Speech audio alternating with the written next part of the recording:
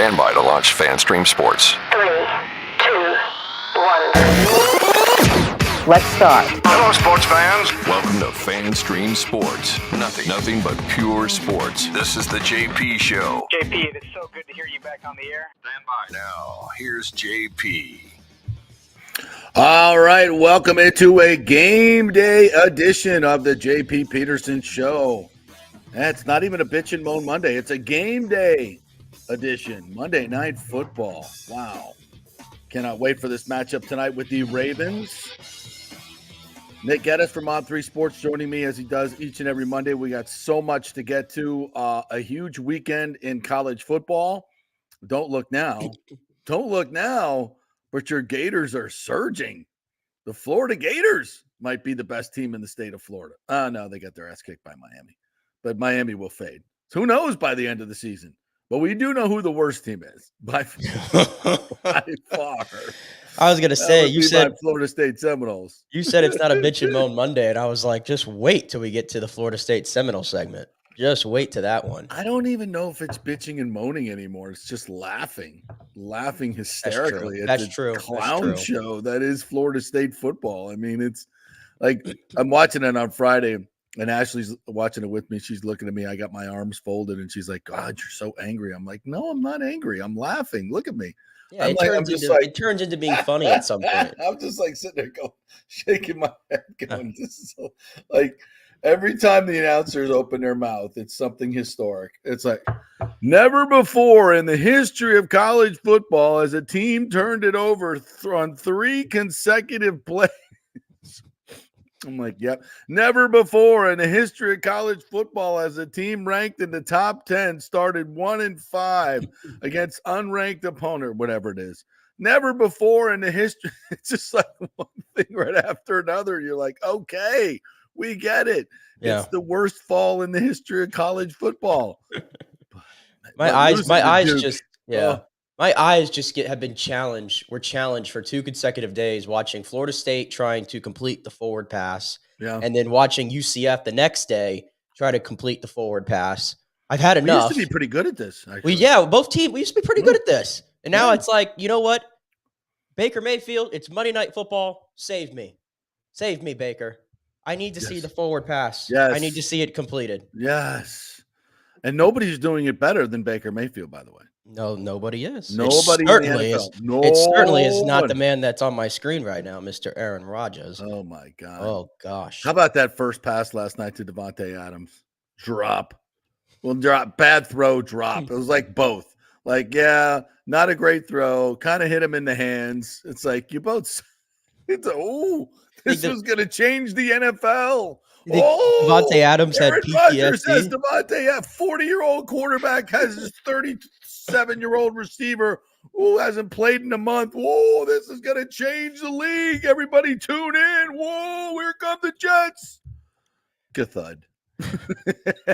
I was going to say, nothing changed for Devontae Adams. He was still having to chase down what Beanie Bishop, I think his name was, after he picked off Rodgers, and he's having to save a pick 6, just like he had to do in Las Vegas. Nothing changed. Yeah, nothing changed. His tackling skills are top notch. They've really his tackling rating in Madden's going to go up after this. They've really improved. So that's good. That's good. He's getting a chance to work on some of the weaknesses in his game. Yeah. But how laughable was that? So much stuff to talk about in the NFL. I mean, you know what's laughable?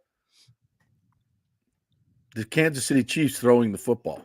That's laughable with Patrick Mahomes. Mahomes' worst game as a pro throwing the football, I believe. 153 yards and 2 picks last night, but 2 huge runs, one for a touchdown where he steamrolls the safety. I don't know how that happened. Oh, poor Malik Mustafa, man. Who was wrecking people. Yes, he's like one of the best rookie defenders in this class. But I'm guessing that he came up. He's like, "Oh, that's Patrick Mahomes. I can't really hit him that hard, or they'll call a penalty on me." And then he gets steamrolled. Yeah, no, it happens all the time. And Patrick did it last night. Something I think should not be allowed by NFL quarterbacks. He's heading to the sideline like he's going out. Now, if you touch him within 3 yards of the sideline, even if he's in bounds, you're going to get a penalty. You're going to get a penalty every time. So what does he do? The guy lightens up as he gets to the sideline, right? Because he doesn't want to hit him. He stops and then runs for another 30 yards. That should be illegal. I don't. I thought we covered this in the Kenny Pickett Pickett category, right? Exactly. If you do this now, you are fair game from now on the sidelines, and the refs should not be able to call it. Now if he's hit 3 yards out of bounds, fine. But if he's hit anywhere near the sideline, it should not be a foul. If you're going to do that, and now everybody sees it on tape, if you're going to do that, then the next time you get smoked out of bounds and the flag goes up, we're going to go, well, what did he do last game? You can't do that. But he does anyway. He gets away with it anyway. So what happened? But there it is. But we got a football game tonight. That really, in terms of matchups, should be one of the best of the year. And I think legitimate Super Bowl I shouldn't say it should be a Super Bowl preview, because let's just be honest. One of these quarterbacks just has no chance of being in the Super Bowl. I mean, none. Historically, none. Don't give me that look. Historically speaking, one of these quarterbacks has no chance of being in the Super Bowl. And you know who I'm talking about. Lamar Jackson. The two-time MVP, huh? No business. Because he does an MVP in the playoffs. We all know that. So there's no chance of him making it to the Super Bowl. We know that. I mean, it's imperative. We saw it we've seen it every year. He can't play in the playoffs. He's terrible. When the postseason comes, he is no longer Lamar Jackson. I'm joking, obviously, because at some point this dude's going to break through. He's too freaking good. And maybe if they don't, they actually run the ball in the playoffs instead of making him throw it 50 times, that could happen for them. I don't know. But in all sincerity, what a tremendous quarterback matchup we have tonight. And, on so many levels, this is going to be a litmus test for the Buccaneers. Now, the bad news is Vita Vea has been added to the injury report. We got 2 hammies that we're dealing with tonight, Nikki. We got a Mike Evans hammy, and we got a Vita Vea hammy. Okay, hammies are what we call lingering injuries, right? Yeah. They are injuries that tend to bother you throughout the entire season. They're hard to get over because the only recipe for success is rest. That's it. It's the only thing you can do for hammies. I mean, you do the massage, you do get the blood in there. I don't know, maybe they even use stem cells these days. I don't know. But traditionally, the only thing that helps these is rest. So you got to ask yourself, and there's no debating this game versus next week's game against Atlanta, this is a 2, next week's is a 10. You can't lose next week. You got to win that game against the Falcons. You cannot go 0-2 against the Falcons and win this division. It's going to be very, just because of all the tiebreakers, all the everything. It's going to be ridiculously hard to do it because it's 2 NFC losses, it's divisional losses, it's head-to-head, it's all that. You don't even get to that other stuff because it's just head-to-head. So you gotta split with the Falcons. You have to split with the Falcons, which begs the question. And we don't have this information. Only the coaches have this information. How bad is bad? How bad are these hamstrings? Is it worth playing a guy at 50% and keeping him out of next week's game as well? Or is it worth saying, okay, this one may not be as much. We could still win the game, but without Vita Vea and Mike Evans, that's a huge hit.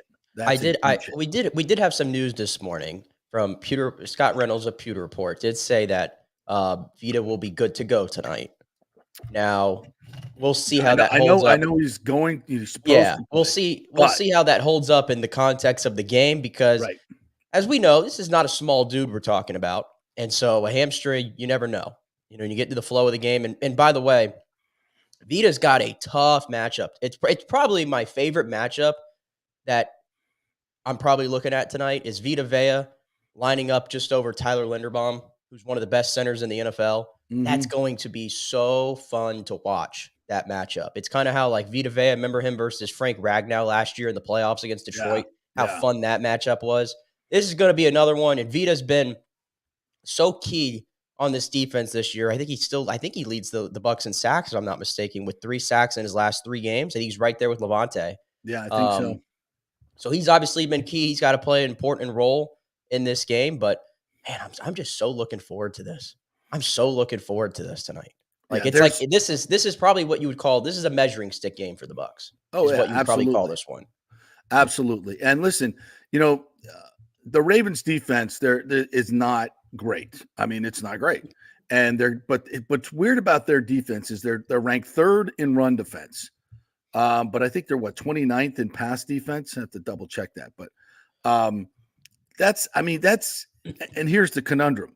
Well, while last week you want to say, 277 yards rushing, the Buck and Tuck show. You want to just go out there and run the football. That's what you did last week. Well, these are two completely different teams. And that I think that would be folly to play into the strength of the other team, even though, we've got this new toy, couple of new toys in Buck and Tuck that you want to try out. And I'm not saying it's not a part of your game plan. Obviously it is. You want to run the football, but to just go out there and say, oh, I'm just going to hand it off to Tuck. We could 277 last week against a terrible Saints defense. We'll do the same against the Ravens defense. That's silly. Roquan Smith, their interior defensive line. That's not what you want to do. Yeah, the Ravens are actually the worst team in the league at defending the pass from a yardage standpoint. They are in the bottom of the league. The Bucs are not 31st pass defense. Well, they're 32nd now. Okay. They're 32nd now. But going into the week, I should say. Yeah, but going into week they were, but they're sitting at 32nd. The Bucs, for what it's worth, are 29th. The Ravens are the number one team in stopping the run this year, but I think maybe that plays more into the fact that I don't think teams are even trying to run against the Ravens. I think that's what I've observed. It's kind of how when the Bucs had the best rushing defense in the NFL for a few years. Remember how teams just simply did not even try to run against them? Yeah. I think that's what's happening. But even as you just said, Roquan Smith is one of the best inside linebackers in football. Matabuke on the defensive line is a great player. Kyle Van Noy has turned back the clock this year for the Ravens. He's got 6 sacks, I believe, and he's 33, 34 years old, something like that. Yeah. So it's a veteran defense. You know that they're always going to be well coached. And also Kyle Hamilton, I mean, he's a safety listed, but we know that he loves to come up and play near the box. He's a game wrecker. So him and Antoine Winfield Jr., probably the 2 best in the league, along with Jesse Bates. So the 3 best right there in the league at their position. So it's a lot of talent that's going to be on that field tonight. Yeah, there really is. And that's going to be fun to watch. So now it becomes a bit of a chess match, right? How do you attack the other team? What are their weaknesses? Look, Lamar, I think they're going to look at the Bucs defense and go, okay, we can throw on these guys, especially Jamel Dean is out. I don't know if that's a plus or a minus for the Bucs. That's a minus. That's a minus. Let's everybody just slow their roll. I know Jamel Dean gets a lot of flack, but Jamel Dean has done one thing really well this year. That's tackle, and we've seen that certain times this year the Bucs defense has had struggles in the tackling department. And you're putting Tyreek Funderburk out there. Tyreek Funderburk had to come into a tough spot against New Orleans, but New Orleans had no receivers in that game. And if you go watch, Funderburk did not exactly play well when he got in there. I don't necessarily think Funderburk's getting the start. It sounds like it's going to be Funderburk and Josh Hayes. That's what I thought Bowles said. They're going to rotate those 2 in and out. Well, I think in the packages that they're going to be putting out there, I think you're probably going to see Tyke Smith maybe get a little bit more run depending and get, in matchups, because this is going to be about a matchup game, not just getting, man to man. Listen, that, and I hate to say this, but there's no way we're going to be playing a lot of man to man tonight. And I don't want to, because you play man to man against Lamar Jackson, he's going to run for 1,000 yards.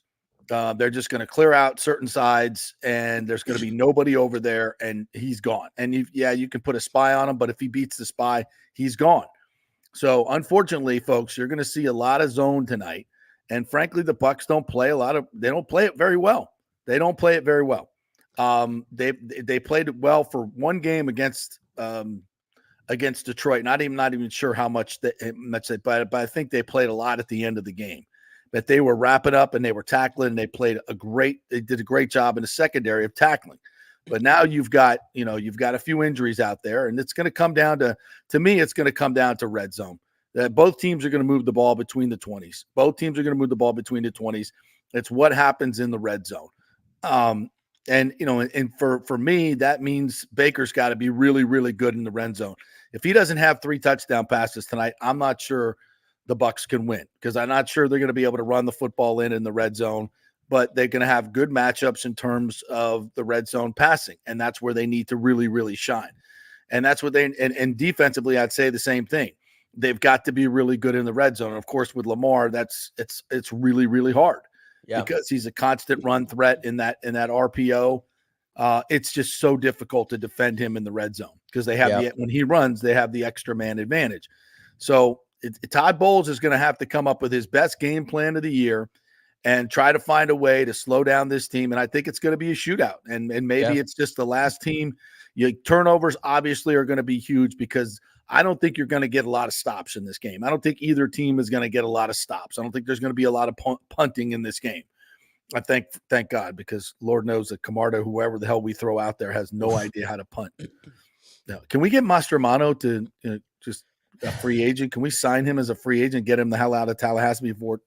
I know he's playing too well. He's playing too well in Tallahassee. But I'll tell you what really concerns me tonight about the Bucs defense. This right here is a big part of this game is the play action.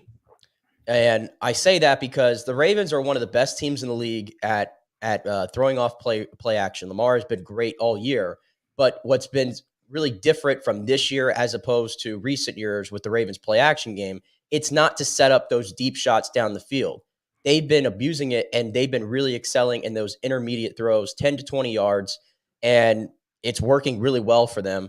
And the Bucs against play action this year are 29th defensively in the NFL.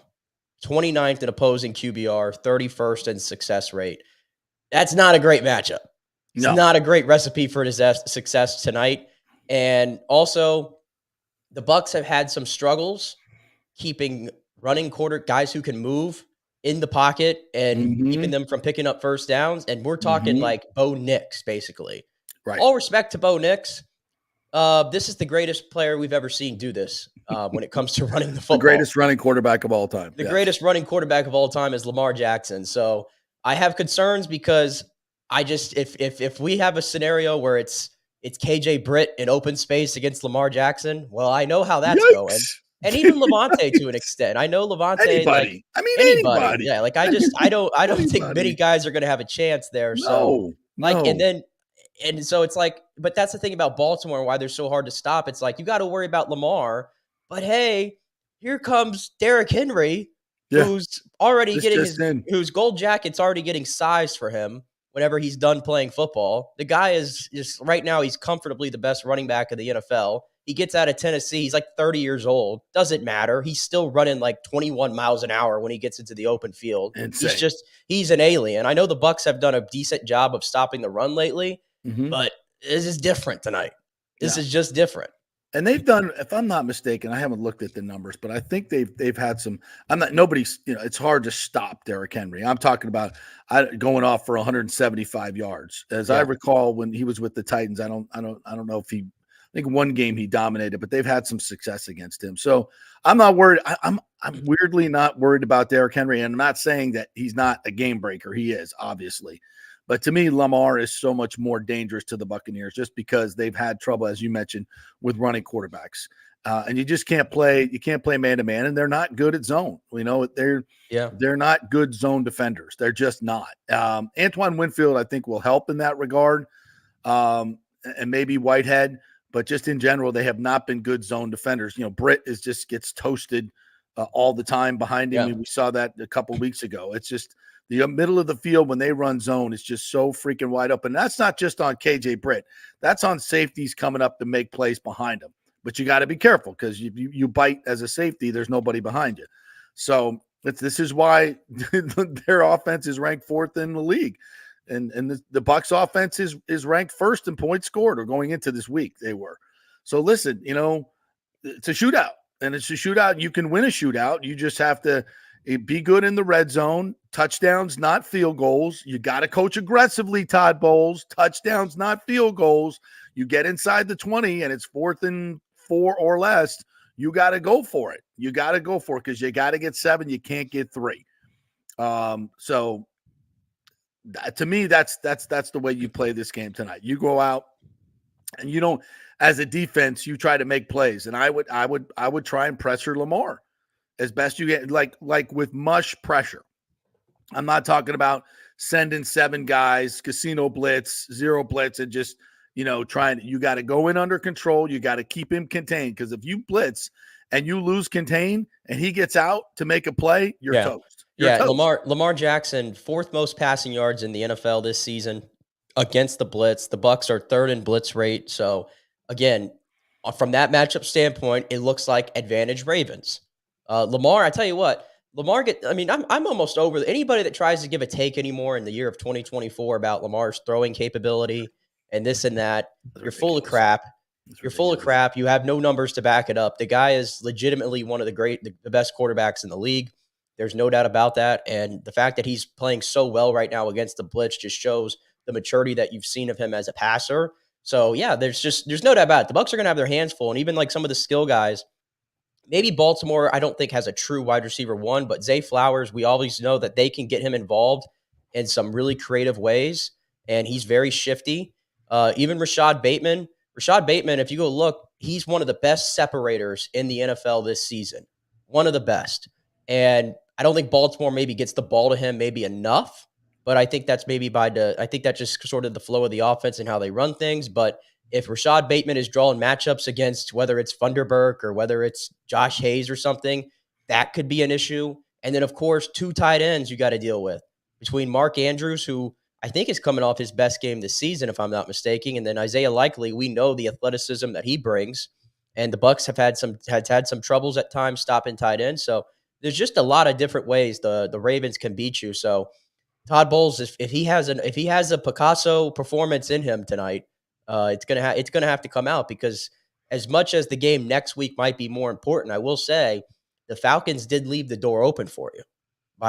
They got absolutely trounced yesterday at home by Seattle, so they dropped to 4-3. So the Bucs, they have a chance, even with the loss earlier in the season against Atlanta, they got a chance to put themselves a game in front of Atlanta going into a big time matchup next year. And then if you win that, now you're 2 games ahead and you're off and running. So I do think, as much as next week may be more important in the sense of the divisional race, this is still an important game that you'd like to have, because Atlanta just opened the door for you.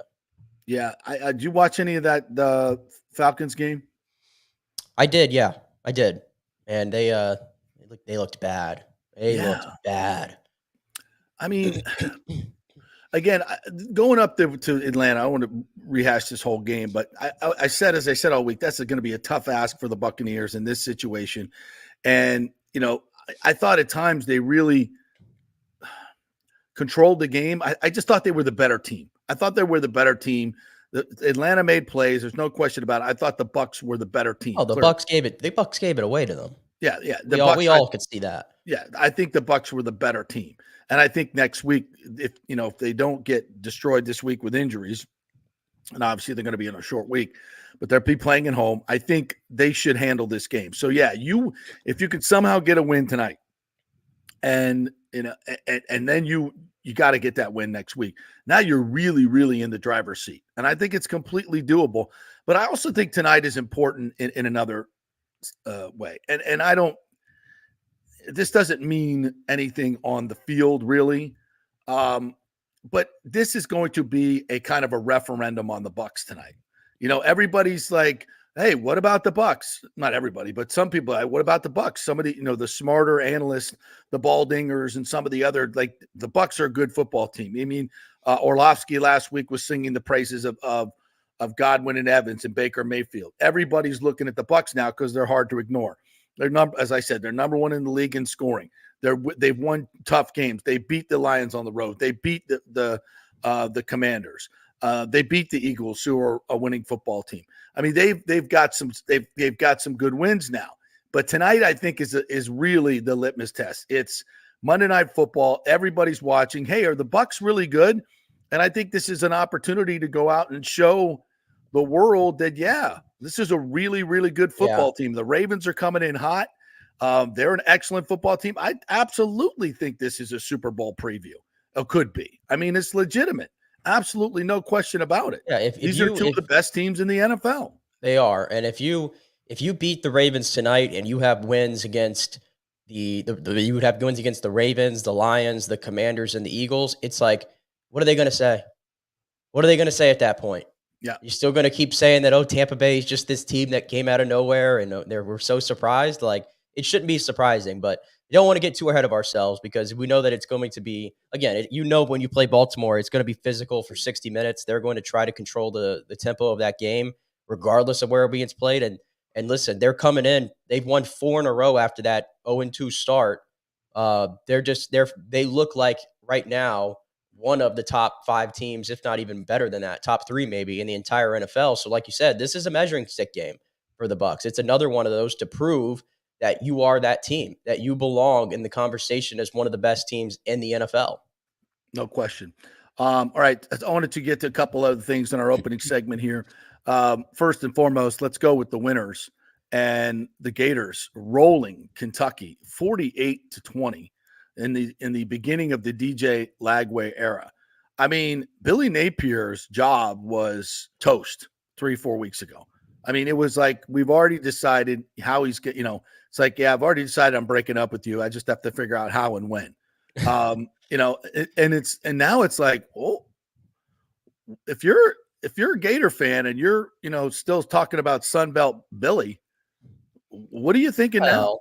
I mean, you got the gauntlet coming up, and that's going to matter. But I mean, as we sit here today, Kentucky gave Georgia all they wanted. Kentucky's a decent football team. Mark Stoops' defense do not give up 48 points, and I know some of those were offensive generated, but that's not a nothing burger. This is not old Kentucky. That's a legitimate ass kick. Yeah, I mean, Kentucky, Florida defense has completely turned things around since the bye week. Yeah, the defense to me is the big thing right now with Florida. That's been the key to sort of them playing more competitive football. I mean, I will say Kentucky, they lost by 1 against Georgia, gave them a really good fight, but they also lost 31-6 at home against South Carolina. South Carolina, yeah. They also, they lost to Vanderbilt, but we figured out that Vanderbilt's, a decent Pretty team good right now. But they also beat Ole Miss. So I think part of this is, listen, if you've looked around the landscape of college football right now, like, I think only 3 teams in the top 10 at the moment, Oregon, Penn State, and Miami, are undefeated. Or Iowa State, I guess you throw them in there. So a lot of teams are beating. Fighting Roccos. Don't forget the Fighting Roccos. Yes, trust me. I watched the Fighting Roccos on Saturday night. Yes, you did. Heartbreaking names. But I think a lot of teams are just sort of beating each other right now because I think the talent gap may be across. This is the NIL thing, right? The advantage of it, what it's done to college football. I think it's shortened the talent gap a little bit at a lot of these programs. So I think that's playing a role. But to your point, the defense has played really well. And, they put up 48 points in the swamp against Kentucky. And Lagway, I wouldn't say played great.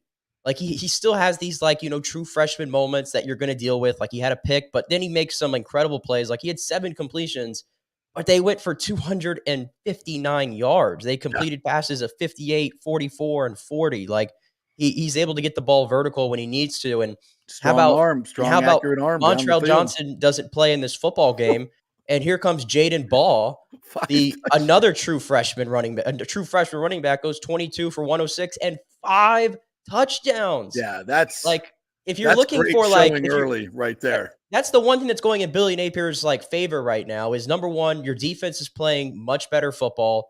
You're 4-3. You probably should have beat Tennessee, and we slammed Billy last week for some of his deficiencies there, where they should have won that football game. Again, but you're looking at 2 true freshmen at 2 key positions on offense who are playing good football. That's what you're selling to everybody right now.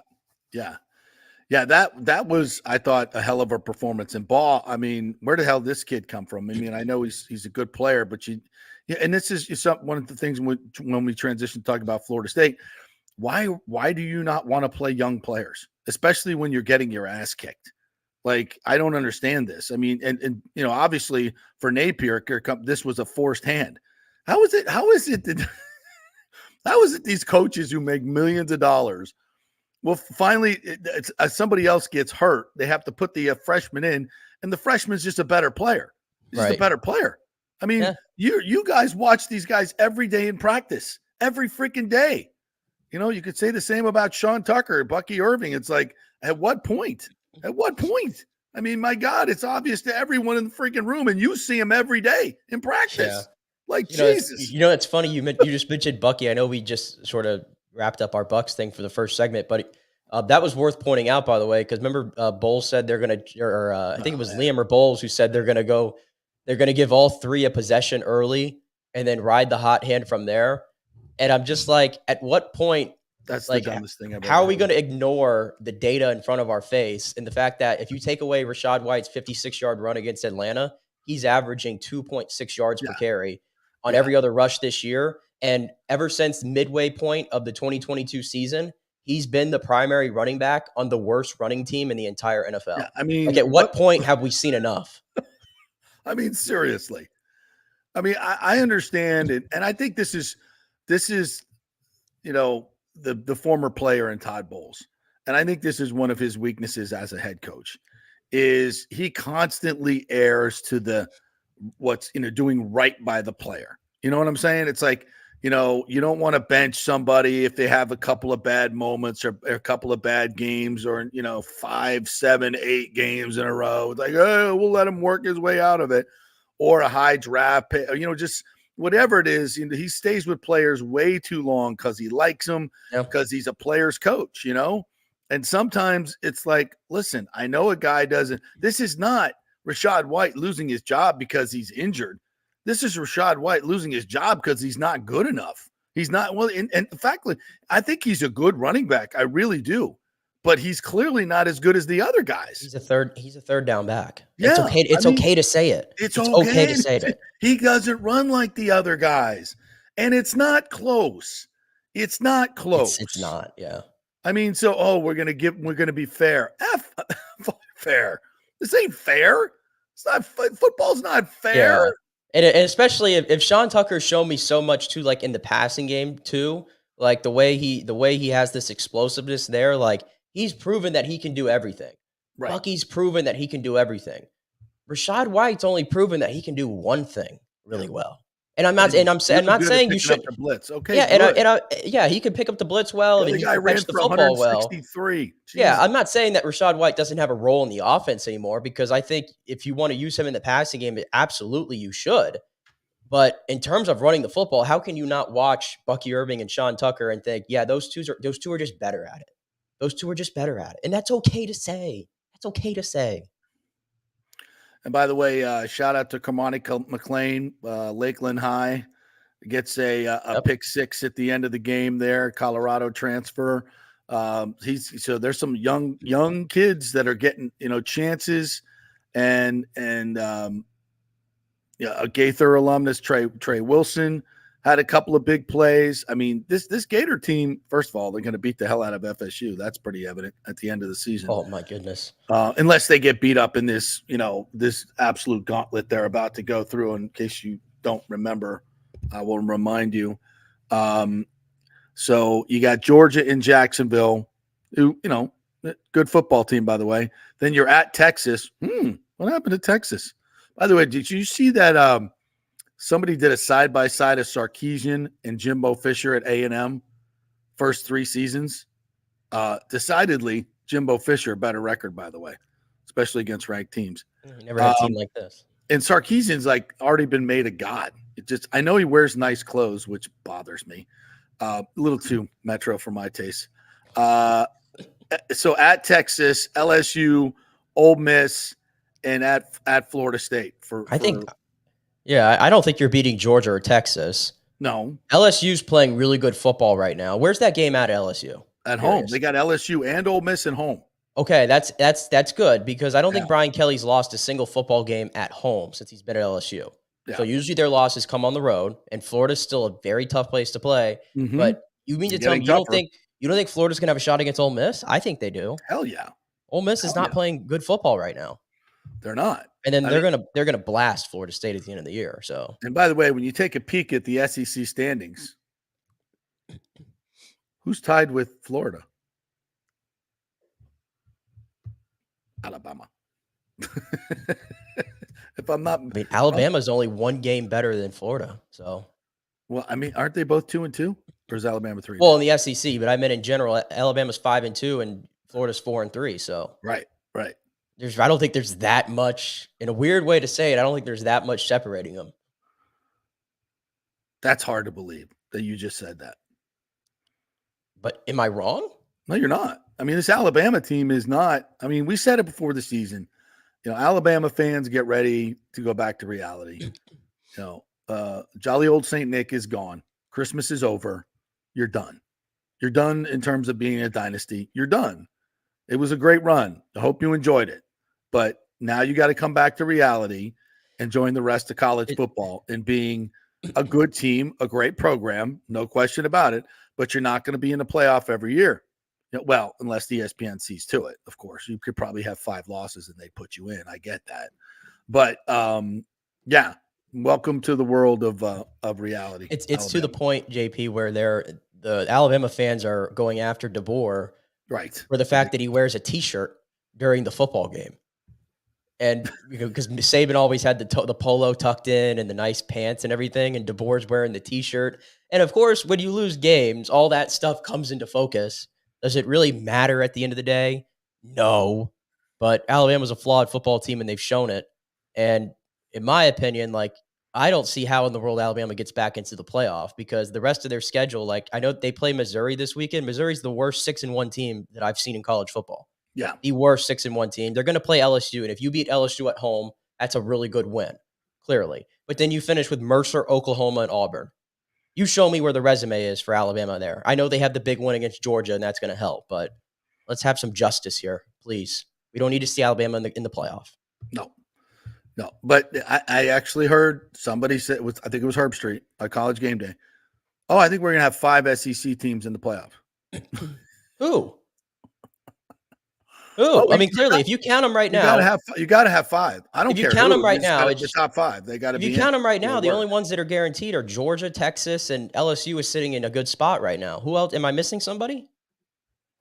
What about Texas A&M? Oh, I guess Tennessee. So that's 4. And A&M. A&M to me would be the team that I'd worry about. So yeah, I could see 5, but I don't think Alabama's right now in that 5.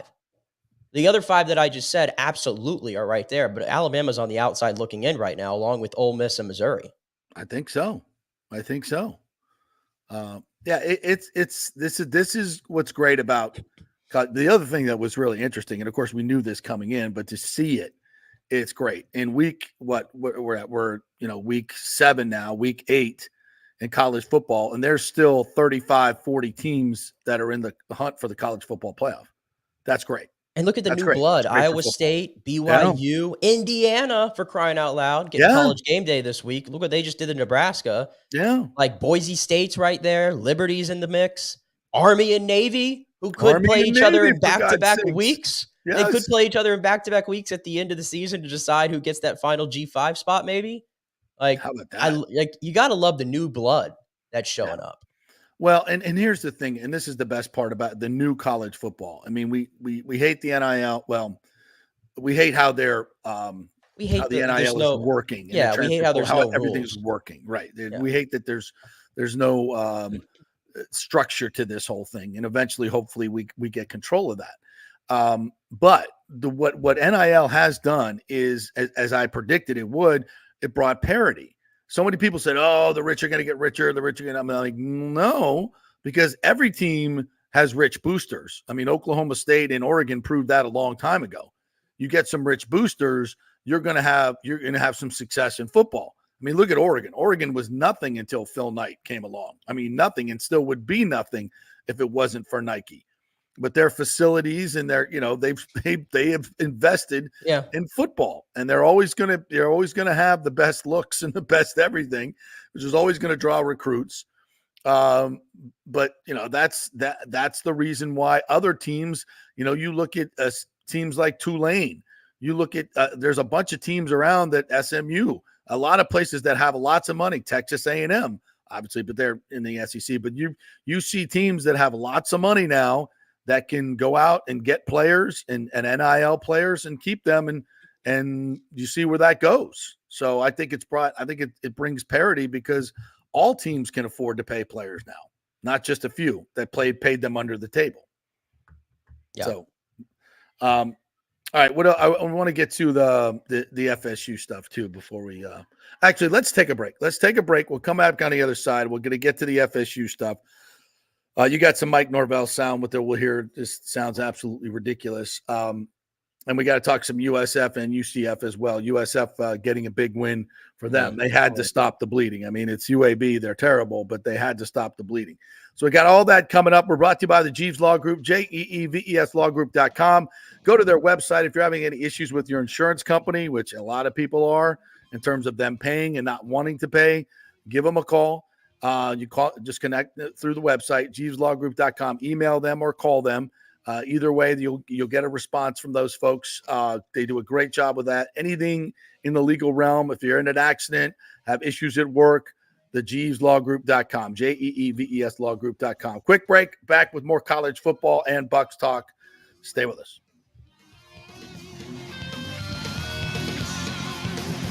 We've had a lot of fun with the monthly birthstones, and October is no different, where the birthstones are opal and tourmaline. All the colors of the evening sky are captured in the mysterious shifting hues of opal, and tourmaline has a color palette for every mood. Did you know that opals have been cherished for centuries, associated with royalty and good fortune? Tourmaline was once thought to protect against evil and enhance spiritual connection, adding to its allure. And during the 40th anniversary, you could find a special selection of this precious gemstone, from stunning rings and necklaces to elegant earrings and bracelets. Of course, Steve Weintraub handpicks every piece for its brilliance and quality.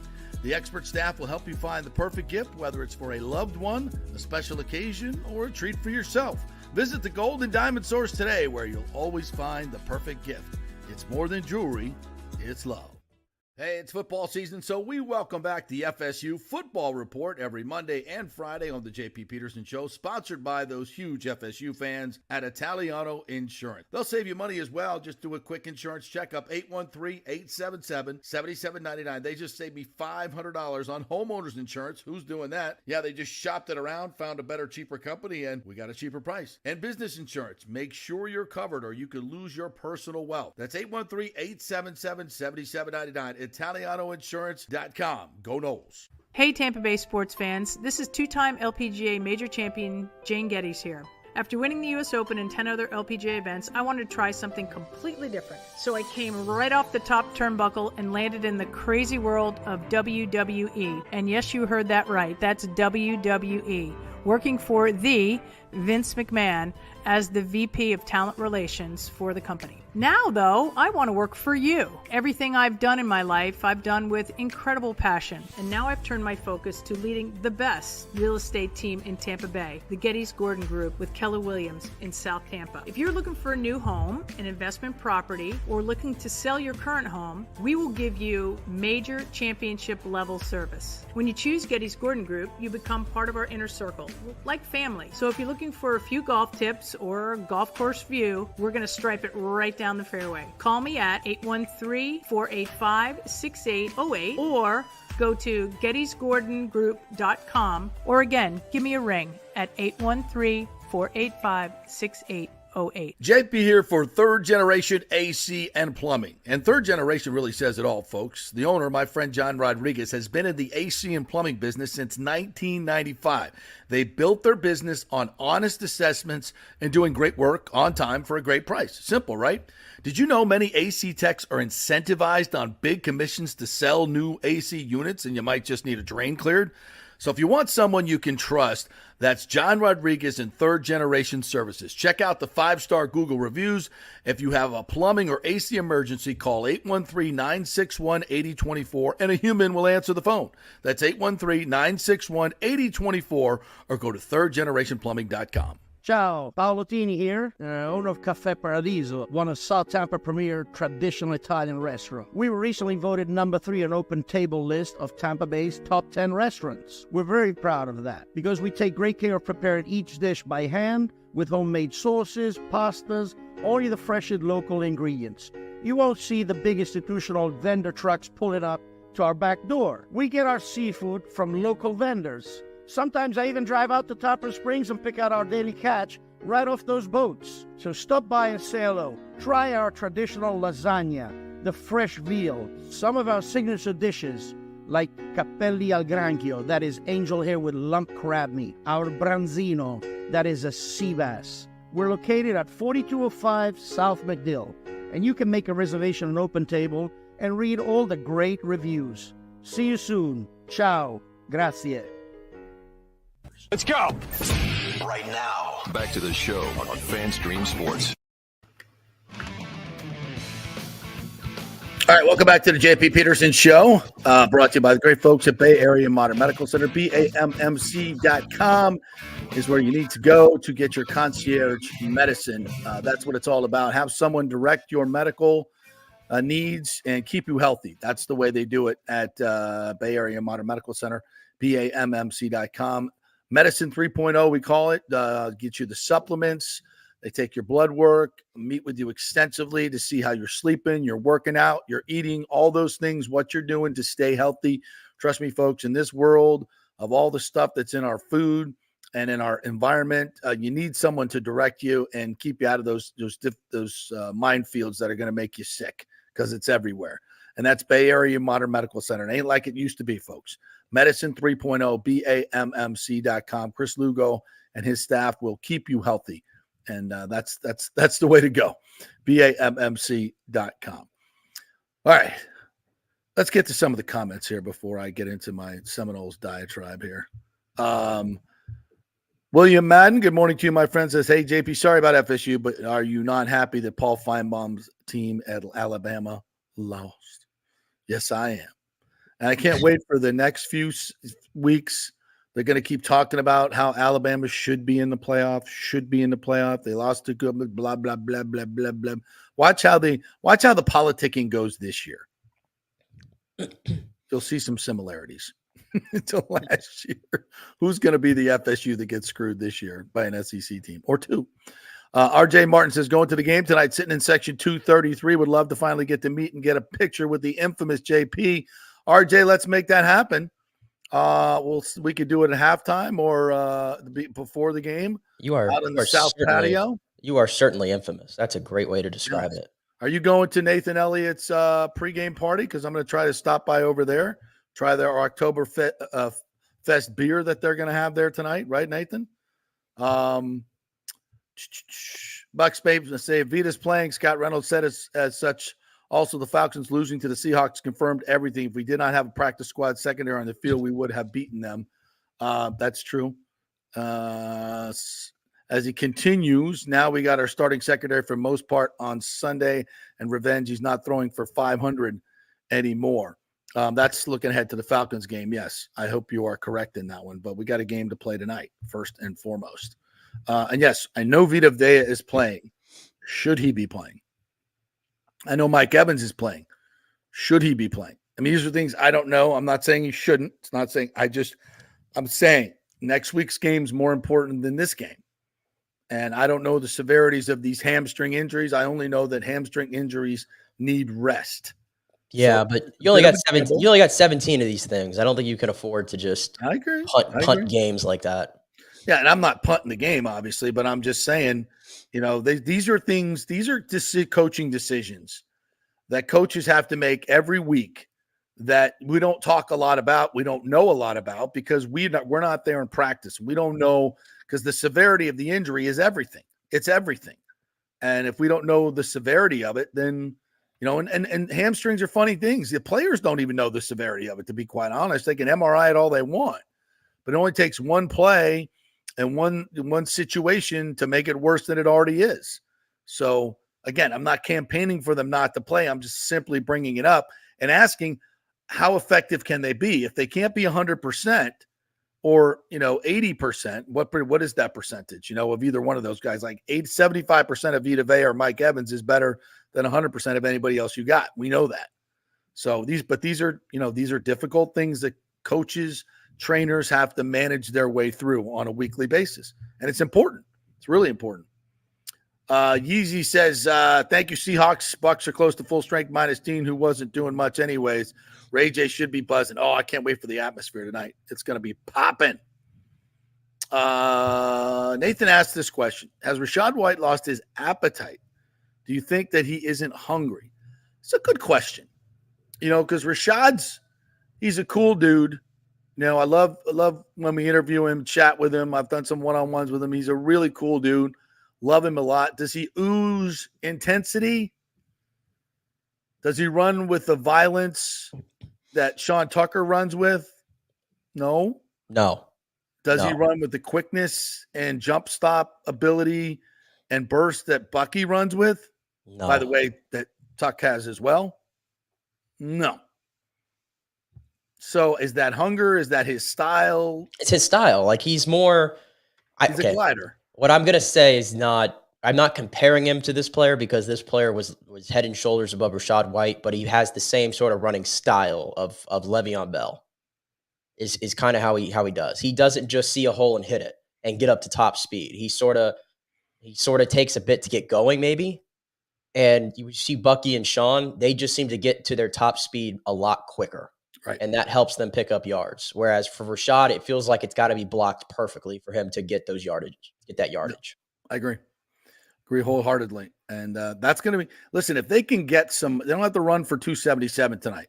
If they could run for like 110, that would be nice. It'd be a win. That would be nice. Then you're keeping Lamar off the field a little bit. You're balancing offense, converting third downs, maybe get better in the red zone.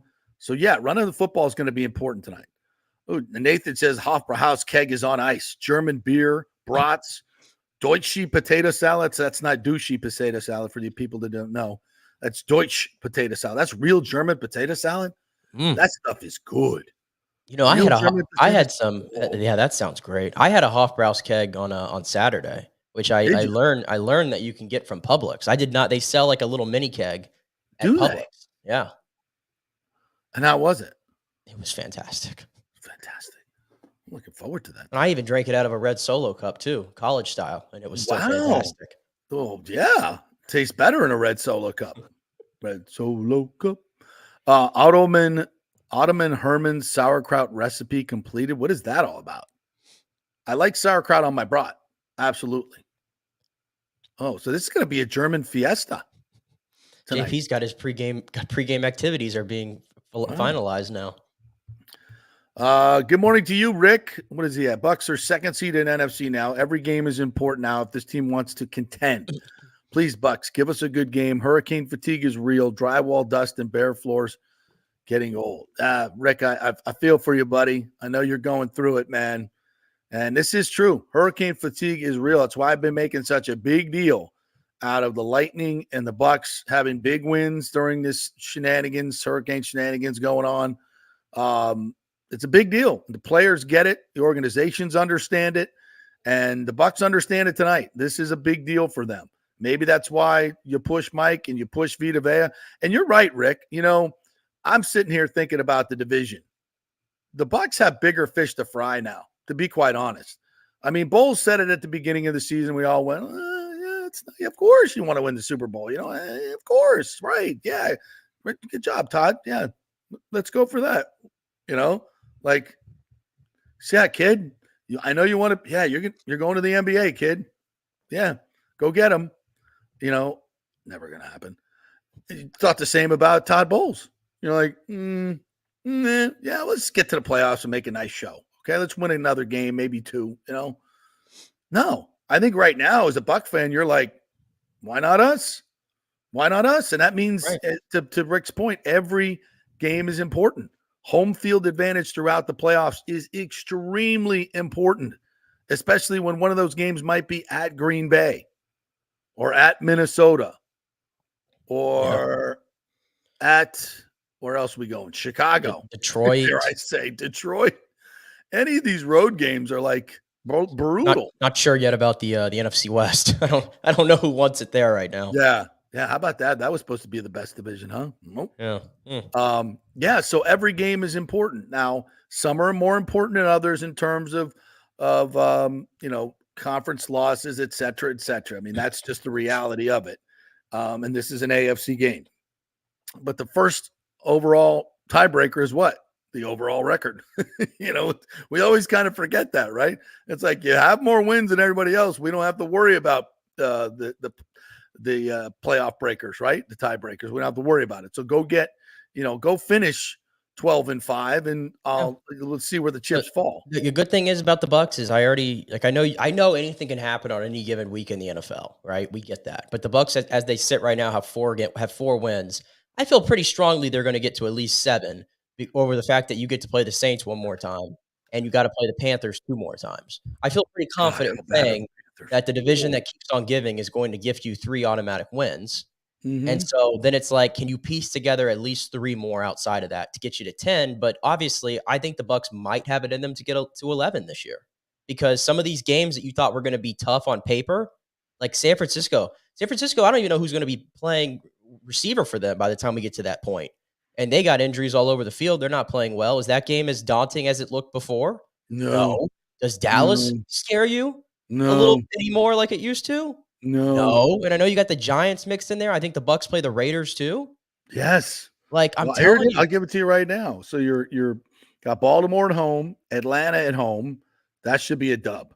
At Kansas City, hell, you can win that game. Mhm. Can win that game. San Francisco is 3-4. That game's at home, no? Yes, it's at home. At the Giants. At Carolina, the revenge of Dave Canales. Ooh, watch out. I think Bryce Young will be playing in that one. Yeah, maybe. Almost called him something I can't call. At Carolina, it was going to be about his stature, by the way. Don't freak out, people. Vegas at home. So you're going to play Daniel Jones, Bryce Young / Andy Dalton, and Gardner Minshew in 3 weeks in a row? Yeah. Okay, cool. Then you got the Chargers. That's a tough game. At SoFi, and then you're at Dallas. Week 15. Everybody beats up on Dallas. And they're going to be 3 and I mean, their defense is just going to be decimated by then. Then you got Carolina, New Orleans. So and you end with Carolina and New Orleans. Yeah. Wow. At home. I'm telling you, like at home. Yeah. Like what I'm saying, like if you can win, take care of the games. James is this morning, but 12 wins looks. I was really gonna say, doable. like you take care of the games you're supposed to, and there are so many on that schedule, and then you steal maybe 2 between Baltimore, Kansas City, San Francisco, and LA. Let's say you lose tonight, 4-3, right? You beat Atlanta 5-3, lose at Kansas City 5-4, and these, by the way, these are very winnable games. I'm giving you L's. All right. So then you're 5-4. Then you got Frisco at home. You should win that game. Ayuk may be out now with an ACL. Yes. At the Giants, Carolina. So that's 4. That's 5. Let's see. What did I say? 5-3, 5-4, 6-4 at San Francisco, 7-4 at New York, at Carolina 8-4, Vegas at home 9-4, at LA 9-5, at Dallas 10-5, 12-5. It's possible. It's doable. Very doable. And that's just by winning the games you're going to be favored in. Yeah. Yeah. And if you steal one of those games, like I said, those big 4 games that I just mentioned, if you can steal 2 of those, then that'll tell me how good you are as a football team. Yeah. Oh, James is back. I knew you were there somewhere. I saw a scroll with Super Bowl odds. Bucs 13th behind teams they beat. Go figure.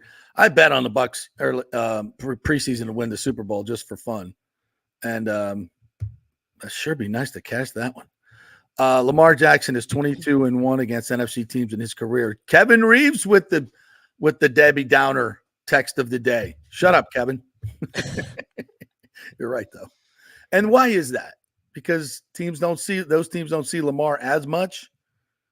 He's a different dude. From the day I saw him light FSU up for 63. I'm gonna say we knew ahead of time. That's a different we knew ahead dude. of time. That's a different dude. How about the fact that when he was a free agent, nobody wanted him? It's so funny in hindsight, isn't it? Like, it's so unbelievable. Funny. It's so funny. And look at the amount of bad quarterback play you see on a weekly basis. And I think a lot of that is the fact that, everybody knows that Baltimore would have matched any offer that probably, but there's some hesitancy from you have teams. A quarterback, if you already have a quarterback and you're, known to be out there looking for Lamar, then your quarterback looks like an idiot. Bull crap. Mark Davis. I mean, I don't. Mark Davis just quote unquote acquired Tom Brady as an owner and said that we just traded Devontae Adams. We acquired Tom Brady and he's going to help us find our next quarterback. As the fact that they still have, 12 games to play with 2 quarterbacks on their roster. So, screw all that. Well, I think, you know what, again, lighten up. Well, I should say toughen up, Buttercup. If you're Gardner Minshew, This is football. Go This is out and football. go out and ball out and keep your job. You got an That's not opportunity. You got 7-8 happening. games. I know, but yeah. Now they have no weapons whatsoever. But I mean, seriously though, the whole idea this week that somehow 40-year-old Aaron Rodgers and what is Devontae, 32? He's 31 right now. 31, 32. And not that he's not still good. He's still good. And does it make them better? Yes. But I was like, oh, let's anoint the Jets the winner of the division already. Like, you got to put it together. It's not just those two. And clearly there's a hell of a lot of dysfunction in New York. This just in. Yeah, and you scapegoated your head coach. Yeah, if it was just based on rosters and Hassan Reddick's coming back. Woo, okay, great. He's a team player. I mean, it's just based on rosters. The Jets would, we'd already handed you the division, but you got to go out and actually win football games. Sometimes that's hard to do in the NFL. And Aaron Rodgers, Yeah. Even stating the obvious. He ain't the Aaron Rodgers of 10 years ago, and people keep treating him like he is. I think his arm to me looks fine. Like, I think the zip is still there, all that stuff. But the thing is, he doesn't move like he used to. Right. And he's making so many more uncharacteristic mistakes that you never saw Aaron Rodgers make. Right. That's the two differences. And the offensive line still stinks. And they got bullied in the second half of that game in the trenches on both sides of the ball. Yeah. And it's kind of funny though. People spend so much time wondering about what if for the Jets and what they can be. Like, we do a lot of that. Like, they talk so much about the Cowboys. They talk so much about the Jets and how they're not meeting expectations. And I will say it's interesting. Another team that's gotten a lot of flack and continues to get it this year is the Steelers, because it never looks pretty. The Steelers never look pretty when they play football. It sometimes can bore you to death, but they sit at 5-2. They just somehow make it happen. And at the end of the day, this game is about winning and losing. That's it. I mean, how good are you as a team and an organization where you can bounce from quarterback and quarterback, and it doesn't make that much difference. I thought Russell played better in the second half. He made a couple of good throws, but he's not the old Russell Wilson. No. I saw at least 3 or 4 instances of dropbacks where he could have got out of there in years past with his Houdini plays. He can't do it. He can't do it anymore. And that was 95. I would say 90. I was 75% of his game when he was great. And his arm strength too is diminished. Like, there were so many plays that were made because of George Pickens doing crazy things, or Freiermuth. Like, it wasn't necessarily Russ, but he managed the game well. That's what you're asking of him, and they ran the ball effectively. Yeah, exactly. So, you don't have to have a great quarterback to win every week. Now, as Pittsburgh, do we think Pittsburgh is an elite team? No. They can't score points like the Bucs, like the Ravens. They're going to be in every game because it's Mike Tomlin and he knows how to coach. He's a great coach. Yeah, it's the same thing with the Chiefs. The Chiefs are 6-0. Yeah. Nobody's going to tell you the Chiefs look like they've played the best football of any team in the league, but they just keep it moving. Yeah. They just keep finding a way because first of all, they have the best coach in the league. They have a top coordinator in the league. I was going to say what could be the best defensive coordinator in the league. And they just piece it together. Like, they picked up Kareem Hunt off the streets, and Kareem Hunt is like playing a big role for them right now. Like, but they're a well-run organization. Well-run organizations find a way when things go in things go into disarray around them. Poorly run organizations, Miami Dolphins being my example there, take one player out of that team and look at the performance around them. They can't even get Tyreek Hill one catch. And that was supposed to be the offensive guru, Mike McDaniel. Huh. Interesting. Yeah. The shine is off that, by the way. Big time. Yes, it is. Can you see how I'm just delaying the inevitable, talking about FSU? Oh, look, we got to take another break. Thanks. You're not hiding. You're not hiding when we come back. We are getting into it because I have thoughts too. How many times did I say he can't be worse than DJU? Well, yeah, maybe he can be. Oh my Lord. All right, we'll take a quick break. When we come back, I'll embarrass myself talking about Florida State, but we're also going to talk about USF And we're talking about UCF as well. We got more Bucs talk, more NFL talk, and yes, Lightning talk as well. And I have to respond to another ridiculous column by John Romano. The Orlando Rays is his only solution. Shocking development. We will talk about that. We are brought to you by Italiano Insurance, the great folks over there. Tremendous customer service, real human beings. Answer the phone and answer your questions. How about that? You email them, they get you right back. They get right back to you. How about that? It's incredible. 813-877-7799. And you got to have flood insurance, folks. Only 18% of people in Florida have flood insurance. I didn't know that, but now I do. That's crazy. 813-877-7799. Get your flood insurance now before it goes through the roof. Italiano Insurance, been doing this for over 60 years. Back in 3. Stay with us.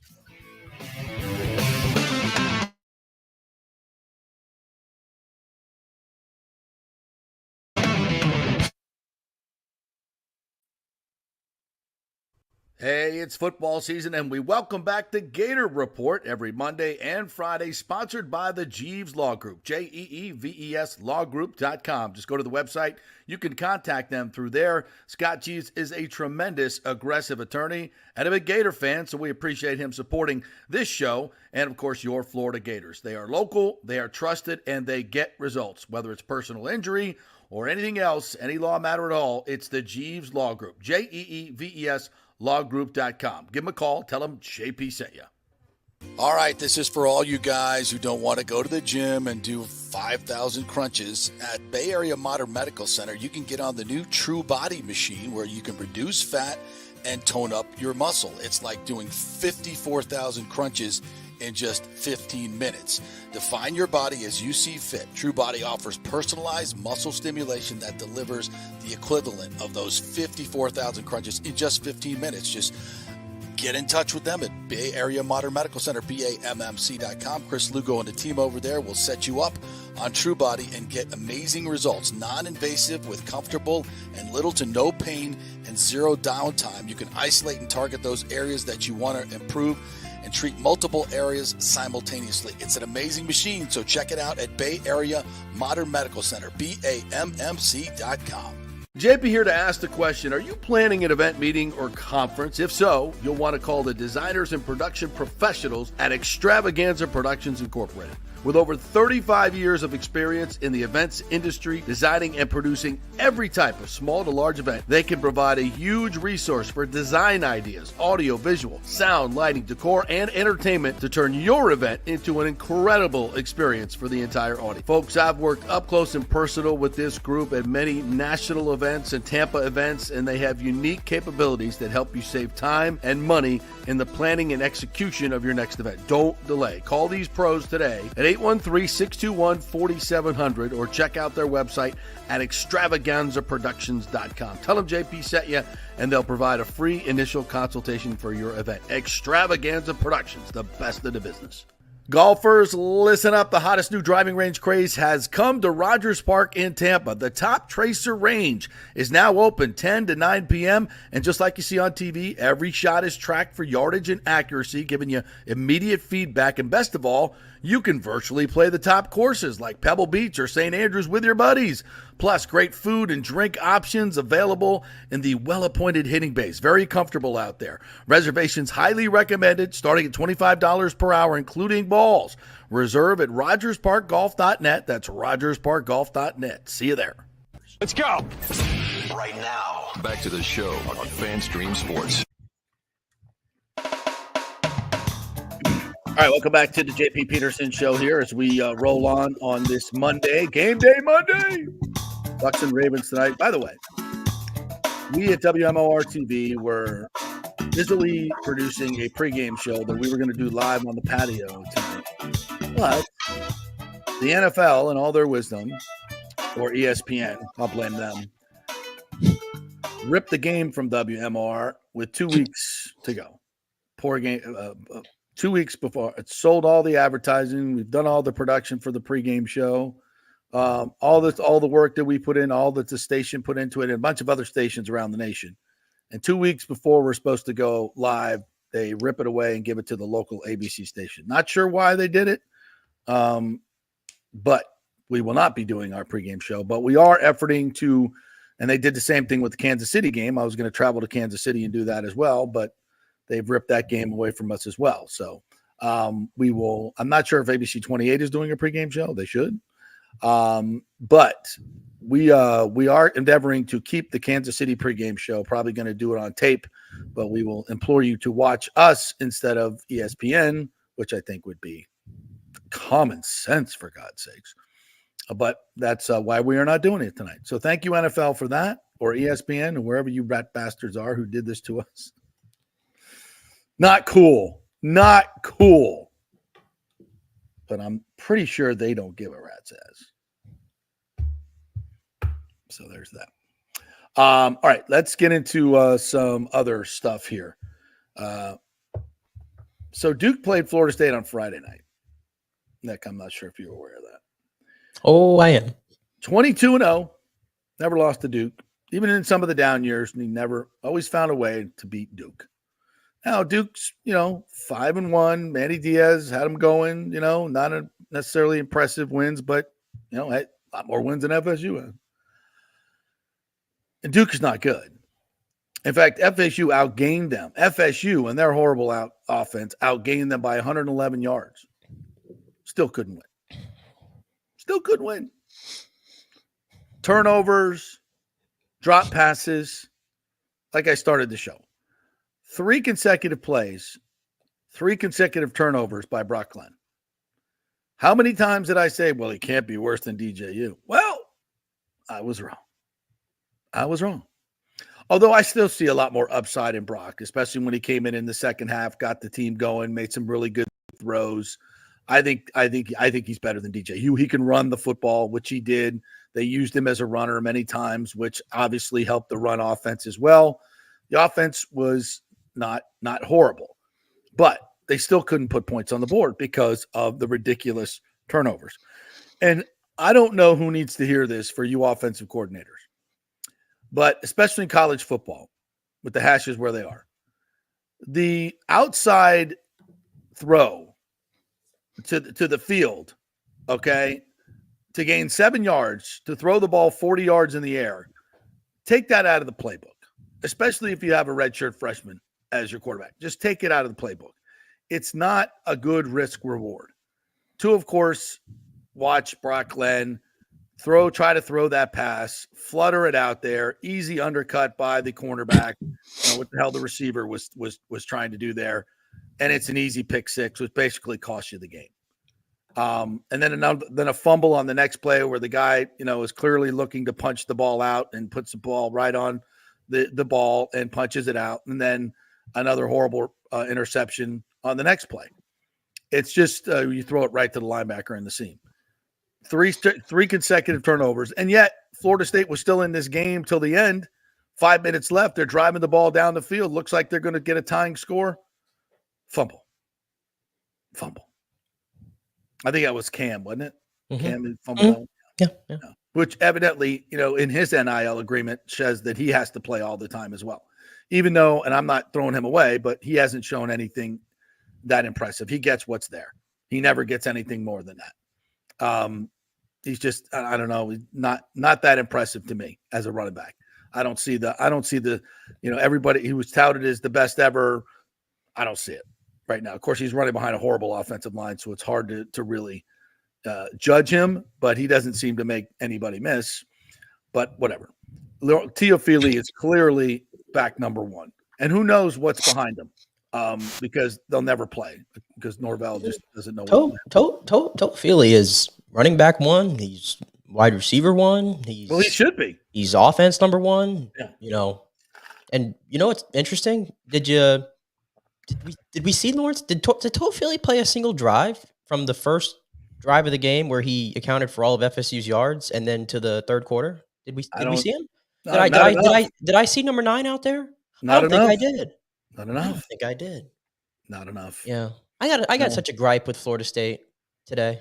I have a big gripe, JP, because I'm a clown. My wife was out of town this weekend. She was in Charleston. Mm-hmm. I had a house to myself on Friday. I knew that day. I actually woke up that day. I had no idea Florida State was playing on Friday. But then I was like, oh, cool. I'm going to sit here on my couch. And I'm going to watch Florida State play football against Duke. And I'm going to have a good time. That's what I thought. Yeah. Had myself a prime rib dinner. Oh, I had nice. I had a sweet potato dressed up with some honey butter and some brown nice. sugar. Yes. It was nice. I had a That's what I'm great talking meal. about. Yeah. I had me a glass of wine. I was going out I had a date with myself. Actually, I had a date with Florida State football. A lousy one at that. And it ruined my damn night because she's not as hot as she used to be. No, she looked good in Where are neon. the cowgirls gone, by the way? Where's Jen Sturger? Where are the FSU cow? All I see is the glitter boys now. Yeah. That's all we get, the glitter boys. Where are the cowgirls? We're not allowed to show them anymore? Do they even exist? I don't know. But what I just said, though, is probably a good way to sum up. Did you see the promo, by the way? Did you see the what? the FSU promo? You know how they have the 30-second promo for every university? Right? No, I did not. Yeah, they do. Not one hot girl or alpha male in the entire 30-second promo. Not one. Not one. Not one. Because we're afraid we can't show that anymore. That's toxic masculinity. We can't show any alpha males or hot girls anymore. That's disgusting. That's juvenile. That's terrible. We'll make sure let's not have any sorority girls in this whatsoever. Want to make sure we don't have any of that in there. We don't want any of that. I'm not saying it has to be all of it, but can we show anything but I didn't see that. Dudes in the band? I didn't see that, but I saw the game, JP. And I guess the way I was about to put it there pretty much sums up Florida State's roster and their coaching staff. They look great in neon, but when you turn the overhead lights on, that's what you get with Florida State football. It somehow got worse. This was the worst I think I've watched Florida State all year. And we watched the SMU game. We watched the Boston College game, the Georgia Tech game, the what do you call it? I'm forgetting all of them. The Memphis game. We watched all those games, which was ineptitude across the board. This was worse. And it's like, I don't even know where you begin. You covered most of it with the mistakes. Oh, I haven't started in on the receivers yet. Oh, the receivers. It's like they catch a pass and they surprise themselves. And it's everybody. Even Hakeem Williams, Mr. 5-star, who you somewhat have hope for, drops a beautiful ball by Luke Kromenhoek down the sideline. His first pass. This is going to be the great story of the next great FSU quarterback. Remember his first pass? A 56-yard, oh my God, actually perfect bomb right into breadbasket of Hakeem Williams, or is that Portier? No, it was Poitier, the fifth-year senior who shouldn't be playing. Right, you could not. I'm like calling it, Ashley. Look at this. Look where this ball lands. Close your eyes and feel it and just clutch it. How do you drop that ball? I do not know. Malik Benson, there's no one within 10 yards of you on a first down. Yeah, it was 3rd and 10, and he hits him perfectly right at the sticks across the middle of the field. You could not throw a better ball. 10 yards of you. Hakeem Williams, a deep ball. Oh, you can literally see his eyes looking at the ball and then looking at the safety coming over. Dude, you're going to get hit anyway. Catch the effing ball, you alligator arms. I mean, what are we doing?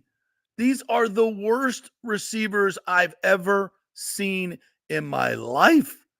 Seriously. And I hate to say this, to defend DJU, but if you go back and just catch half the balls that were sure touchdowns, you probably win 3 more games. I'm not saying you're going to the playoff, but you probably win 3 more games. Just catching wide open, deep balls into hitting wide open receivers in the end zone as well. I mean, just making easy plays from the quarterback position and the receiver position. We're not asking for anything special. Nothing. Just when it's thrown to you and you're wide open, throw it to the person who's wide open or catch the ball when you're wide open. That alone, if you say you get 75% of those balls, FSU would have 3 more wins. How is it possible that you don't have receivers in the state of Florida that can catch the football? Catch the football. I mean, holy Jesus. And I'll say this, in recruiting, you can go watch a receiver. Oh, he's fast. He's big. How's he catch? Oh, not a natural catcher of the football. Love him. Probably be a 5-star, but he can't catch. It's a natural thing. You can see it in high school, folks. It's not a teachable thing. You either, well, it is teachable. You either have it or you don't. You can watch kids at 8, 9, 10 years old. Throw them the ball. Some of them bat it away. Defensive back, you're on that line. Yeah. You're in the receiver line. Yeah. It's a natural thing. You either got it or you don't. And it's not that hard, by the way. None of those guys are natural catchers of the football. They fight it every time it's thrown to them. Yeah. They have recruit guys like that. I don't care how fast they run. They have no talent. They have no talent on offense. They just have no talent. Now, defensively, I think we all can agree the defense is starting to play the way that you thought they were going to. I mean, they played lights out in that football game. They're not totally absolved from the fact that they had 3 offside penalties on one drive, which, I mean, I just don't understand that one. But outside of that, the defense did everything they were supposed to do. Your special teams, a true freshman, Sam Singleton, takes it to the house. That was your only score of the game. But just offensively, this offensive line, man, wow. And it's unbelievable because between Darius Washington and Maurice Smith and I think I'm forgetting one more, Byers, these 3 guys were all starting last year. And Robert Scott, I believe, as well. Yeah. Robert Scott's he's not good. Terrible. But the other 3 guys, they were all starting last year on a 13-0 team. Yeah. How in the world? They all look like they have no idea how to play football. And Jordan Travis. Jordan Travis, clearly, he covered up a lot of warts offensively. That's clear to everybody now. But you know what? It's like the offensive line, it sums it up on that last play when it was 4th and 24, which they were never going to convert that anyway. But they didn't even get a chance to even try because a 3-man rush on 4th and 24. Your right tackle gets beat handily, and then I think it might have been Andre Otto who got his first start in this football game. He gets beat easily, the left guard, and Brock Glenn he's about to get sacked, and he just pitches it to Toafili, whatever. I mean, it's an unwatchable product. They're an absolute joke. Mike Norvell looks absolutely broken on the sideline, defeated as hell. At one point, he slammed his headset down because his own team just cannot get out of its own way. You mentioned the receivers that were all dropping passes. This guy didn't drop any passes because, first of all, he never gets the football because, second of all, he's never open. Jaylen Brown, someone needs to take this guy's jersey away and never put it back on. He should never put a Florida State jersey back on because when Brock Glenn throws that pick 6, Jaylen Brown is the fastest player on the team from what I've been told. Mm-hmm. Okay. Did you see the way he tried to track back that defensive back? Did you see it? He didn't. He didn't. He didn't. Get him off the field. And you know what's Never funny? plays again. You know what's funny, JP? Not only does he go back on the field, he commits a killer block in the back penalty on a good Toafili run for no reason. God. That's another problem that I don't understand. You bench, and even on the offensive line, you bench Ferguson, who's horrible, but then he's playing later in the game. You benched him for Otto, but then you're putting him back in the game, and now you're rotating linemen. Why are you doing this? I don't understand. This falls on Mike Norvell. Everything that you're seeing on that field, I'm sorry, falls on Mike Norvell. From a talent evaluation standpoint, from a transfer portal evaluation standpoint, the whole operation sucks. Florida State is down to the studs. This is going to take years to get out of because they have absolutely zero talent on offense. They recruit like crap, and you got a bunch of position coaches who have no business being employed by Florida State University. That's right. And if Mike Norvell does not decide that he wants to move on from these coaches, then you're going to be in the same crap you're in right now. Because even some of these legacy guys that all played at Florida State, and that's great. Ron Dugans, sorry, got to go. Odell Haggins, I'm sorry, it's been too long, got to go. Your unit's playing a little bit better, granted, but it's clear, got to go. Randy Shannon, got to go. Alex Atkins, your O-line stinks, and you don't call plays. I don't care if you go somewhere else. I'm just keeping it real here. This team sucks. They suck, and it's going to take years to get out of it. I hope everybody realizes that. The Jaylen Brown thing is especially, I think, insightful that you mentioned that because it's what we say all the time. Like in the old days, you don't run after that guy on the pick 6. You're not seeing the field the rest of the night, maybe the rest of the season. And everybody's going to know about it on the team. That's the effort. But instead, you're right back in there. And what do? Let me see here. I can see both of the numbers on the back of this guy. Play's actually already gone by me. But you know what? I'm going to, right in front of the official, who actually I almost pushed the guy into, I'm going to take both of my hands, and put them on each number in his back because I could see it so clearly. I have a run up right in front of the official, and then I'm going to push the guy straight down. And I'm going to go with that. That's the way I've been coached. So I'm going to go with that. I mean, it's mind-numbingly dumb. Listen, I understand sometimes the guy gets around you and it forces you, okay, you're out of position. So you know what you do? You stand there. And you shield. That's not a block in the back. The guy runs into you, he runs into you. Fine. You've accomplished your job. If you take two hands and you shove him to the ground from the back, you're going to get a penalty, you dumbass. There are so many dumbass plays that this team makes on a regular basis, like football IQ 0. And yet they still put them out there every single game. Yeah. It's pathetic. It's pathetic. It really is. You want to play this Norvell sound? Yeah, this clip, by the way, Florida State did not even do the honors of posting the post-game press conference after the game. And from what I read this morning for the Miami, by the way, they play Miami this week on ESPN. It's great. 20 spread. They turned comments off on the press conference, I guess, that went on earlier today because now they're completely folding it on the fan base. But I wanted to play this little soundbite here because this was made by a fan. His name is Garrett Savage on Twitter. And it's just a little mashup here of Mike Norvell after every loss this season. There's some nice music behind it. And you tell me if you pick up on any themes in here, JP. All right. Give credit to Georgia Tech, hard-fought game, and we've got to take a step as a football team and not let this one game define the outcome of what our season will be. First off, congratulations to Boston College. They did a good job tonight. Sick to how the season started. Obviously tonight, I failed in preparing the team to be able to go out and respond tonight. And it's extremely disappointing. Congratulations to Memphis. That was a good win for them. I was extremely disappointed with the outcome. Extremely disappointed to the way we played at times. Congratulations to SMU. Great performance by them. Obviously very disappointing on our end as a football team, as leaders, individuals. We've got to stand up and go and get it fixed. Credit to Clemson.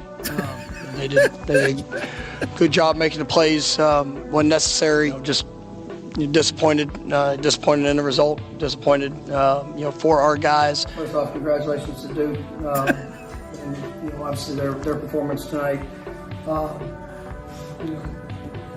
I thought our guys, coming off the bye week, I thought coming to this game, we're prepared, we're ready. They've got to continue to work and get better. But this is, we got to go win, and we got to be able to do that. By consistent play to what I believe we're capable of.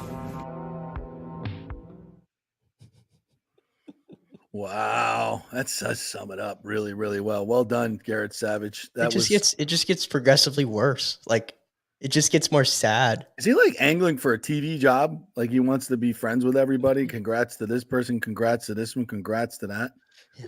Like it's just. I think in this day and age, people are such, in this wussified world that we live in. It's like you can't get mad at your team. You can't get mad at yourself. You can't throw a chair. You can't pound it. Like I'd study for a fake pounding of the desk, Brian Kelly style at this point. He did that last year after the conference championship game, which seems like years ago now. Remember when somebody asked him about like the committee and all that, like, have you feel like you've done enough? And he actually got fired up and he did pound the table. He pounded the table and was like, we win. You, first of all, you don't win. You don't win anymore at all. Yeah. And like some of those sound clips you hear of, it's like, we got to get better. We got to perform the way we're capable of. You're not capable of anything. You stink. Like at this point, it's like, I want to think that maybe you could beat North Carolina. I want to think that. But it's clear to me it's going to be the ugliest game in the ACC this year. Charleston Southern is a pick 'em at this point. Hey, JP, this is the same coach that lost to Jacksonville State. Let's not forget. Yeah. Anything, everything's on the table. Until I don't know if you win another game the way you did like this. But the thing is you still should have won this football game. But man, my question is like, how'd you win 13? 19? They won 19 in a row. Yeah, those don't happen by They accident. won 19 It doesn't in a happen row, by accident. Nick. 19 in a row in college football. You know how hard that is to do? 19 in a row. How do you go from winning 19 in a row to this? Yeah. I mean, they don't have the same talent as they did last year. That's clear. But I think his general coaching has taken a big step back this year. Oh my God. He looks like he's got no clue right now. He's got no clue. Like, I literally believe that the snub caused a traumatic brain injury. Yeah, the dude is just not the same since. And I don't like, if I go back to last year, you remember what I said about, when they got snubbed. I said, if I'm Mike Norvell, I rally the troops and I say, look, we got an opportunity to play a Georgia team that probably as good as any team in the playoff. There are still wire services that rank the national champion after the year that don't have to go by the quote playoff, right? Yeah. You can go out and beat Georgia in the Orange Bowl and say we're 14-0 and we're, we just beat Georgia, who, is just as good as any of these other teams. Why not us? Why not us? And find a way to get all these guys that were going to the NFL paid. You're making another $13 million from the bowl game or whatever the hell it is. And I know that doesn't all go to the team, but a lot of it does. A lot of it does. Find a way to pay these players to play in the bowl game and go out there and make a stand, your last stand, and talk your guys into it. Like, you're Mike Norvell. These guys love you. And what they play, you got great leaders. I know you don't have Jordan Travis, and I get that, but you still can go out and compete and give it a shot. You never know. Instead of what happened. And I think it all just it came unraveled for him. It came unraveled for the entire team. But when you look across this team, if you just don't look at last year, okay, and really last year has no bearing on this year. It doesn't. What players are here? What players are left? Let's judge those players. Okay? Well, the offensive line is just horrific. The ones that are back also just forgot how to play football. As a coaching staff and decisions, you should have been able to see the deficiencies last year and how Jordan Travis covered them up. You should have known that. Okay? You should have known that a stationary quarterback like DJU was not going to survive behind that offensive line. And if he wasn't better, you got to let your other guys battle it out. Key decision number one that he effed up. That was number one, and I think that fractured the team. I think bringing in an outside quarterback fractured the team. When Brock and Luke, Luke had not been there, obviously, but he was there in the spring, and Brock has been there for a year and a half, right? Since the spring of 22, I believe. So 2 years. And you kind of crapped on those guys and said, we're going to go and get an outsider. And, we're going to bring in all these other players from the outside who clearly aren't as good as the players that you already have. And when you do that, when you bring in players from the outside that aren't head and shoulders above the guys that you have, that you recruited, that are part of the family, that are part of the team, and you just give them starting positions at running back 1, wide receiver 1, all these other positions, QB 1, and DE 1, and you say, sorry, you guys aren't good enough, that fractures your football team right there. You lose your football team. That's the transfer portal problem. And now you have a bunch of mercenaries that are playing for you. And there is absolutely no dogs on this team anywhere to be found. Not one. Not one dog. I mean, Georgia's got a ton of them. They got dogs all over the place. It starts with the head coach. And it starts with it. Oh, holy shit. Is that guy, I thought he was just politically incorrect. And I'm here for it.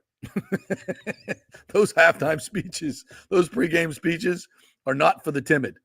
Those practices are not for the timid in the weak. They are not. And it's everything that FSU is not. As a school, as a program, we got no dogs. We got no dog. I thought the head coach was a dog. He's not. He's not. The coaching staff is just full of guys that are, who I know actually a few of these guys. Here's my question, JP. And they're great dudes, and I love them to death. But they are horribly underperforming. Yeah. I almost wish. I've known Odell Higgins for 40 years, and there is not a finer human being on this earth than Odell Higgins. But, Corey Fuller, love you, brother. Ron Dugans, love you, man. Randy Shannon. I don't know Randy Shannon. Nice guy, though. Gone. Nice guy, though. Alex Atkins, I don't know him.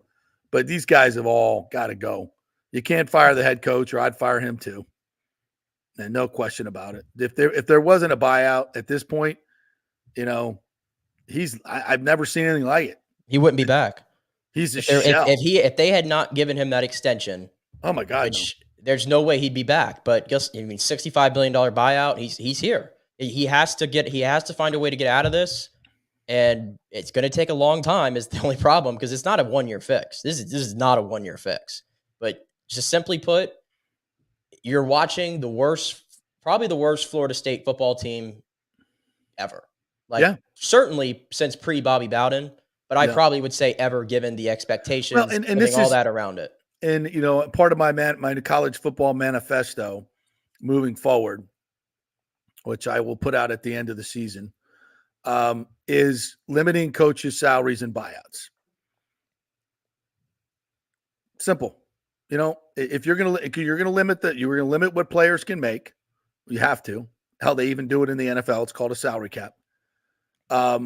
You have to limit, and it's different in college than it is in the pros, because there's only 32 teams. It's a whole different dynamic. So it's not, it's apples and oranges. But you have to limit what the coaches make, slot them salaries as to be able to afford to pay the players and the other athletes. And you don't have to work there. If you don't want to coach in college because the money is limited, fine. That's fine. You don't have to work there. $5 million should be enough for every head coach in the nation. Cap it at that. $1 million for coordinators, cap it at that. That's it. Okay. These buyouts are ridiculous. They're costing the public universities millions of dollars. That the only reason that's done is because of the greed and the ridiculousness of this. There's a cabal in college coaching, and it's called Billy Sexton, and he's working it. He's working the system to benefit all these guys, and it's ridiculous, and it has to be short-circuited. Has to be. He's playing everybody against the other, and it's just ridiculous. And getting these ridiculous buyouts for these coaches. And you know what happens when you have a $62 million buyout? I don't care who you are. You just don't coach with the edge that you once did. You don't make the tough decisions because you don't have to. You don't have to. You're good. You're good forever. You got generational money. And I'm not just talking about Florida State. I'm talking about Texas A&M, all these other places. It's ridiculous. And Mike Norvell knows he's not getting fired. Congrats to Memphis. Congrats to Duke. Clemson played well. I mean, no, they're not playing well. You're playing terrible. And your program is a joke right now. So, all right, enough of that. Let's take a break, and we'll move on to USF and UCF. We have thoughts on that as well. We have the Lightning that we have to get to, and this John Romano column, which I have a huge problem with. Once again, we're going to send our team to Orlando. Just because, minor league teams playing these. I got thoughts on this stuff coming up. So we are brought to you by the Gold and Diamond Source. They have a whole new men's section just for you men's. Guys, you want a nice baller watch? They've got all the different brands there, used and new. Tremendous selection. Go check that out.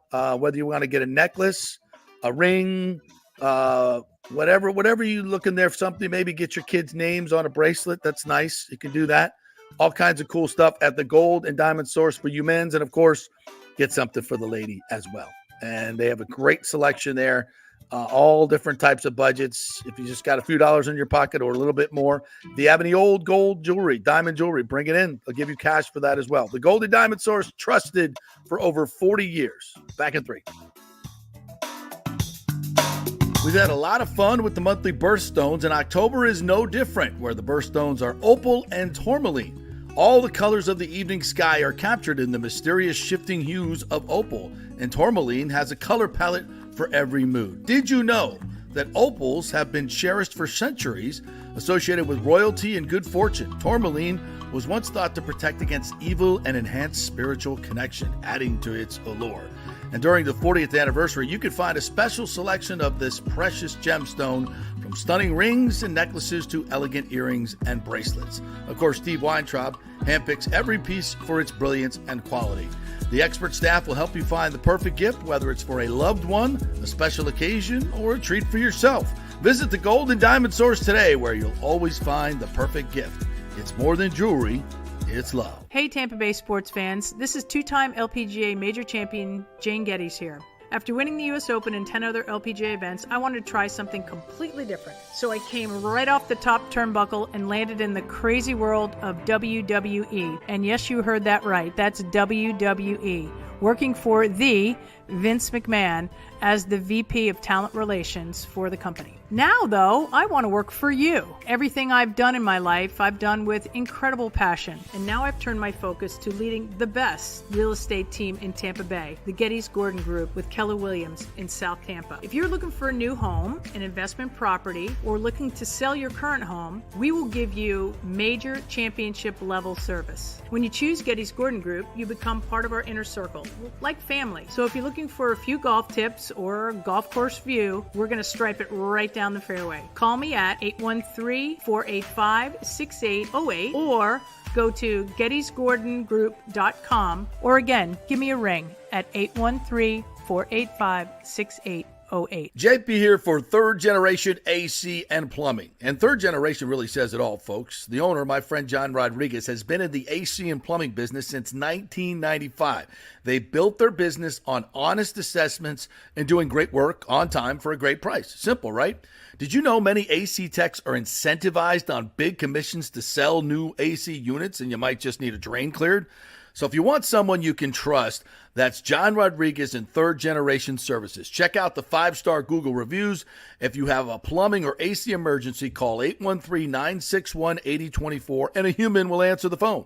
That's 813-961-8024 or go to thirdgenerationplumbing.com. Hey, it's football season, so we welcome back the FSU Football Report every Monday and Friday on the JP Peterson Show, sponsored by those huge FSU fans at Italiano Insurance. They'll save you money as well. Just do a quick insurance checkup, 813-877-7799. They just saved me $500 on homeowners insurance. Who's doing that? Yeah, they just shopped it around, found a better, cheaper company, and we got a cheaper price. And business insurance. Make sure you're covered or you could lose your personal wealth. That's 813-877-7799. ItalianoInsurance.com. Go Noles. Ciao, Paolo Tini here, owner of Caffè Paradiso, one of South Tampa premier traditional Italian restaurant. We were recently voted number 3 on Open Table list of Tampa Bay's top 10 restaurants. We're very proud of that because we take great care of preparing each dish by hand with homemade sauces, pastas, only the freshest local ingredients. You won't see the big institutional vendor trucks pulling up to our back door. We get our seafood from local vendors. Sometimes I even drive out to Topper Springs and pick out our daily catch right off those boats. So stop by and say hello. Try our traditional lasagna, the fresh veal, some of our signature dishes like capelli al granchio, that is angel hair with lump crab meat, our branzino, that is a sea bass. We're located at 4205 South McDill, and you can make a reservation on Open Table and read all the great reviews. See you soon. Ciao. Grazie. Let's go. Right now, back to the show on FanStream Sports. Welcome back to the JP Peterson Show here as we roll on. Brought to you by the great folks at Cafe Paradiso, Palatini. You heard them right there. They're up and running. Go over and see them and get some of that great traditional food. Oh, the sausage rigatoni. It's absolutely fantastic. And they'll make it whatever you want. If you have a favorite, just tell them what you want. They'll make it for you. But everything on the menu is fantastic. So try out the lasagna. It's only second to Roxana D'Amelia, my mother's lasagna, but still pretty damn good. Cafe Paradiso. Go support all those local restaurants, especially Cafe Paradiso. We love them. All right, partner. What can you tell me about UCF? Rocco Becht. Another late touchdown. Did it to beat Iowa. Now he did it to beat UCF. And here they are sitting with a 7-0 now. Yeah, 7-0. 7-0. The Iowa State Cyclones, I think, number 10 in the nation. Top 10 basketball team last year and a top 10 football team. Yeah. What's going on in Ames? I don't know, but they don't have as many resources as Florida State. I'll just say that. I don't think they have as many resources as UCF, but here we are. Four straight losing streak, 4 straight games lost by UCF after they had a 5-game losing streak last year. This one sucked because while I did not expect this game to be close, they not only hung around, but they had a 28-14 lead in the third quarter. UCF did. They were right there. They had control of the football game, and they give it away. 30 seconds left. Rocco Becht, 1:55 left in the game, and he takes them right down the field, and that's when he played his best ball, and that's what quarterback difference makers do. UCF has no difference maker at the quarterback position. They threw for 62 passing yards. Ja'Carri Brown had 4 completions in the first quarter. He had 4 the rest of the game. They have 0 passing game at all to speak of. That hurt them, and then they had the ball with 6 minutes left, up by 5, with a chance to try to add more points and milk the clock. They decide to run tempo, which makes no sense, and they go out in 4 plays. Then the defense makes another stop. They get the ball back with 4 minutes left. You're a running football team, okay? You ran for 350 yards in this game. Can you milk the clock down and get into at least field goal range, add 3, or try to score? Nope. You can't. You only take 2 minutes off the clock, and you give the ball right back to Iowa State. And at that point, your defense had been on the field for so long. Iowa State had 96 plays to UCF's 59. Oh, my Defense God. can only hold for so much. 96 plays in college football like these days? At one point in the second half, JP, Iowa State had a 30-5 play advantage in the second half. Yeah, that's trying to hold on to a lead. That's not going to work. Yeah, that's how you lose a game right there. So as good as it was that they were in the game against a team like that, it feels like you let one slip.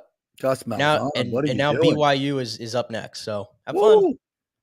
So these losing streaks coincide with playing better football teams, right? They've lost to Colorado, who's better. Don't get me wrong. Colorado's better. They lost to Florida, who's better. They lost to Cincinnati, who's playing a lot better. And now they've lost to Iowa State. So, yes, they are all teams that are playing better football. But UCF still, though, I mean, I expected better. So where does this program sit? They're just so feudal in terms of the quarterback position that how is it like I see quarterbacks all over the nation that have left FSU playing great football. But FSU can't find a quarterback. UCF's problem is they don't have an answer at quarterback right now. Right. And then at the receiver position, they have one really talented receiver, Kobe Hudson.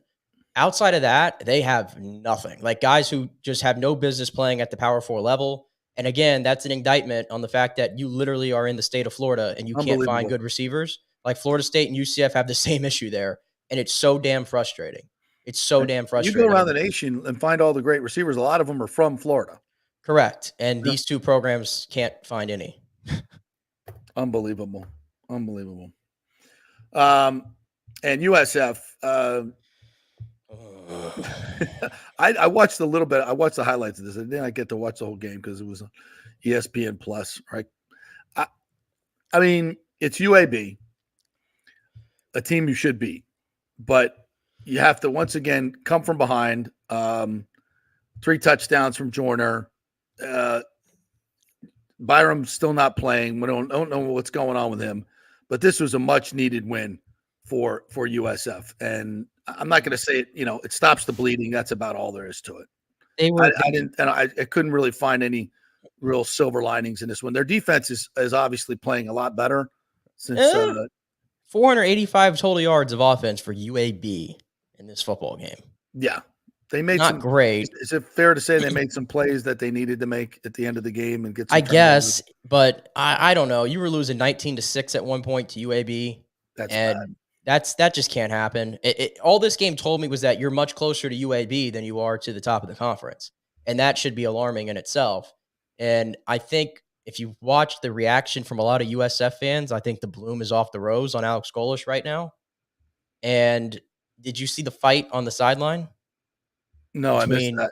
You missed that. Yes. Oh my goodness. I can't believe you missed this. No, you really did not see the fight? No, I did not. Oh my, wow. Okay. Yeah, there was a lot going on this weekend. A lot going on this weekend. This was trying to cover a lot of football games. Yeah. We had USF players quite literally fighting each other on the sideline, literally throwing a punch at one another on the sideline. And this went on for a minute, JP. And that, to me, like, you can't have that. And that tells me you got a locker room that seems a little broken right now. If you got guys fighting each other on this, like throwing punches, you got to go watch the video. Yeah, that's bad. The most alarming part of the video is it went on for a minute. How in the world? You got coaches all over that sideline. I don't see Coach Golesh step into the frame at one point at all. Is he just letting it happen? Does anybody care? That's crazy. That's cray-cray. Yeah, you got to go watch the video because that was what everybody was talking about after the game was two guys throwing punches at each other on the sideline and nobody trying to break it up. Not great. That's awful. That's awful. There's, just it was a small sample size, obviously, but watching the first half in person in Orlando, I mean, there was nothing. Well, the defense I thought played hard and played physical, but there was nothing offensively. The whole demeanor of the sideline was weird. They had the Golesh going off on Naquan Wright for stepping out of bounds twice in a row, which he should have gone off on him. But it was a weird vibe on the sideline, and there was just seemed to be no fight in the team whatsoever. And then you see stuff like this. It's just that's bad. That's really, really bad. And what do they got coming up? They got so they got Florida. They go to Florida Atlantic. Then they got Navy and home on the 9th. Yikes. They may lose that one 70-10. Then they're at Charlotte, Tulsa, and Rice. So they got some winnable games coming up, but that's bad. Yeah, and I don't really know honestly if Byram's going to play again this season. I don't know. I think I've heard it's worse than what you might think it is. Mm-hmm. The injury. So yeah, I don't know if you're going to get him back. So at this point, it might be the Bryce Archie show from here on out. And granted, he played a lot better in this game than he did the last game, but still not great. But you got the win, I guess. That's what matters. All right, let's real quickly here talk some Rays baseball. Yankees Dodgers, by the way, that should be fun in the World Series. No. I mean, I guess. I mean, as much as I wanted to see the Mets and Guardians in there. Like, I guess I won't mind getting this in the rotation, every now and then, like the two big markets and the big, like Judge and Ohtani. Like, obviously, this is going to be a huge ratings win for the MLB after last year's World Series was like one of the lowest rated ever. Yeah. So from a business standpoint, this is the best World Series you could have ever asked for. Yeah. And it's interesting. I mean, obviously you got some of the biggest names in the game. I mean, that's fun. It's going to be one iconic venue and then Yankee Stadium, new Yankee Stadium, which is, is what it is, but two teams with great baseball pedigree. So I think it's got a little cachet to it. But I'm still involved in the football season. So I don't know how much I'm going to watch, to be quite honest with you. We'll see. All right. So the Rays obviously are in flux, and they're looking for a place to play. John Romano had a column over the weekend, very informative in terms of what's going on with the insurance, which means, and it seems like insurance money is going to will have some bearing on this, but I think they're going to have a hard time getting anything in terms of insurance money for a roof that I don't know about you, but our insurer here, like if your roof is not up to code, they're not going to pay you anything. If your roof is if it's been more than 10 or 15 years, then no, they don't pay. That's flat. Now the trop roof it's been 10 years since its life expectancy it was over. It's supposed to be 25 years, and they've done nothing to repair it or replace it. So I'm here to tell you, insurance company is going to say, what did you do to replace it? And there's pictures floating around on the internet that there was a big gash in the roof earlier this year. They looked like they had to put some like a patch on it, and there were tears in the roof. There've been, I mean, when it rains, it pours in certain spots. So that roof has not been in code for probably quite some time. So if you're expecting to get, and if it's not tightly, if wind gets underneath it, if it's not in good shape, and that adds to the fact that it blew off, you're not, and you haven't maintained it, you're not getting paid. I mean, any insurance adjuster will tell you that. So to me, I don't think they're going to get any insurance money, or it's certainly not going to replace what the cost of is going to be. So the city's going to be on the hook for probably anywhere from, $40 to $100 million in repairs. And that's just not, with everything else the city has to pay for right now. And a lot of that money coming from insurance has to go to other things like the pier, seawalls, and other damage, millions of dollars worth of damage that happened to St. Pete property. Part of that insurance policy has to go to repair that. So I think repairing the Trop is just not going to happen. It's played its last game. So now we go to where they're going to play. Now, I've said that I think Steinbrenner Field is by far the best choice because it puts the fans and the players first, right? So as John Romano writes, if it was a short-term problem, a couple of months or even a full season, the Rays might pursue options at Steinbrenner, Bay Care Park in Clearwater, TD Ballpark in Dunedin, or Lecom Park in Bradenton. But the Rays could be displaced for 3 seasons until a new ballpark is built, and all 4 of those alternative facilities have Class A minor league teams that play 140-game seasons. Okay, first of all, that means 70 home games. Okay, 70 home games in which, you get crowds of around 1,000 people, mostly in the hundreds. Okay, so these are not these teams exist not to have great facilities to play in. They exist to play the games. And you can play the games just about anywhere. Let's just be honest with that. And you can certainly share a field. And when you're sharing, there are other, like USF shares the facilities with the Bucs. There are teams that share facilities. I mean, SoFi Stadium is shared by 2 NFL teams. There's certainly ways to schedule and do things that make those places possibilities. And to just out of hand say they don't work, I think is ridiculous, to be quite honest. And to say, that leaves the ESPN Wild World of Sports Disney complex as the most logical decision. You're totally saying as a market, Tampa Bay, that's not important to us. We're not going to do what we have to do to make any of these other more logical and certainly way better for the fan base options work. But we're going to just go ahead and move to Orlando. And by the way, the Wild World of Sports complex is nowhere near where a lot of people live in the Orlando area. It's still quite a drive to get to Disney World. And by the way, the Disney World traffic is ridiculous. If you're trying to come from Tampa on an afternoon to go see a game in Orlando, you got to leave 3 hours before game time. Who's doing that? Nobody. Nobody's doing that. So you might as well move to freaking Nashville if you do this. I know it's not as bad. I get that. I know that's hyperbole. But I'm telling you, it's very difficult at that time of day. There is a constant blockage from just short of 27 all the way to Disney that would take you another 45 minutes of your trip to get through. And that's without baseball traffic. You're going to throw baseball traffic in there? Good luck with that. Good luck with that. It's not nearly like, in case you don't know, these parks are packed. and especially during the summer. The traffic is ridiculous. Getting in and out of that stadium on a daily basis would be a freaking nightmare, an absolute nightmare. So what you're basically saying is we don't give a crap about the fans. We're just going to go play. I mean, then you might as well just go play anywhere. It doesn't really matter.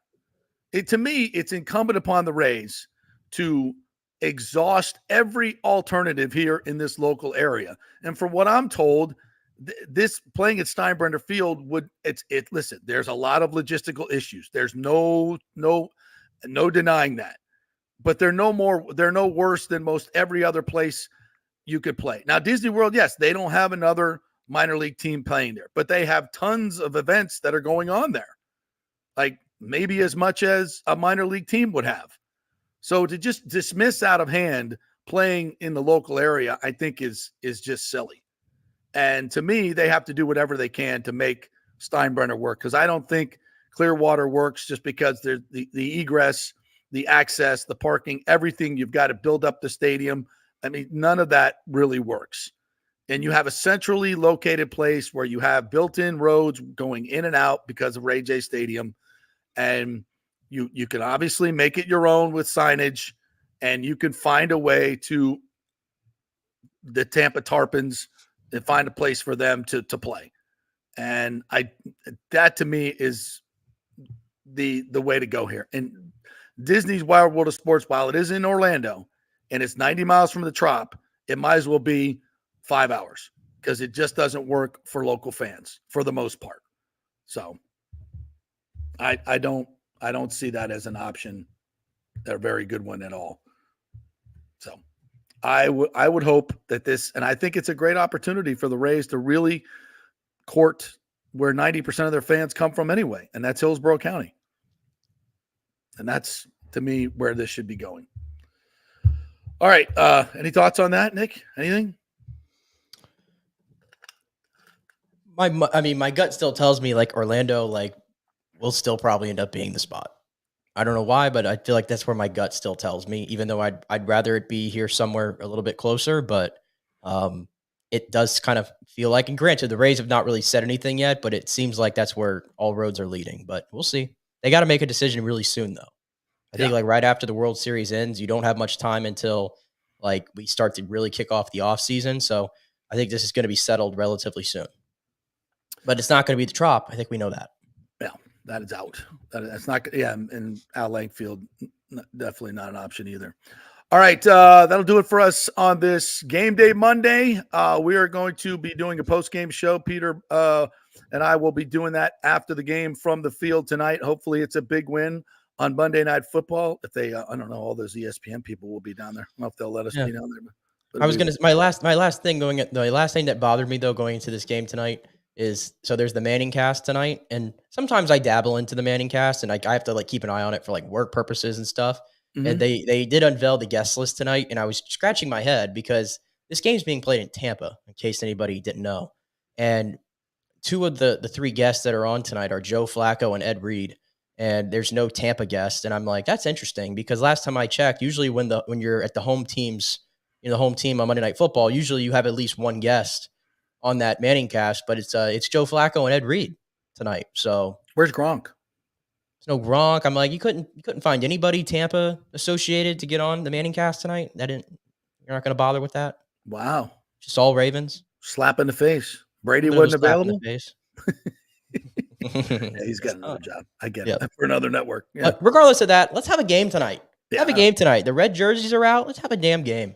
It's going to be fun. Cannot wait. We'll see you post game. We'll see you here tomorrow to break it all down. Hopefully a Bucs victory and no injuries. Have a great day, everybody. Go Bucs. Go Lightning as well. And we will see you tomorrow.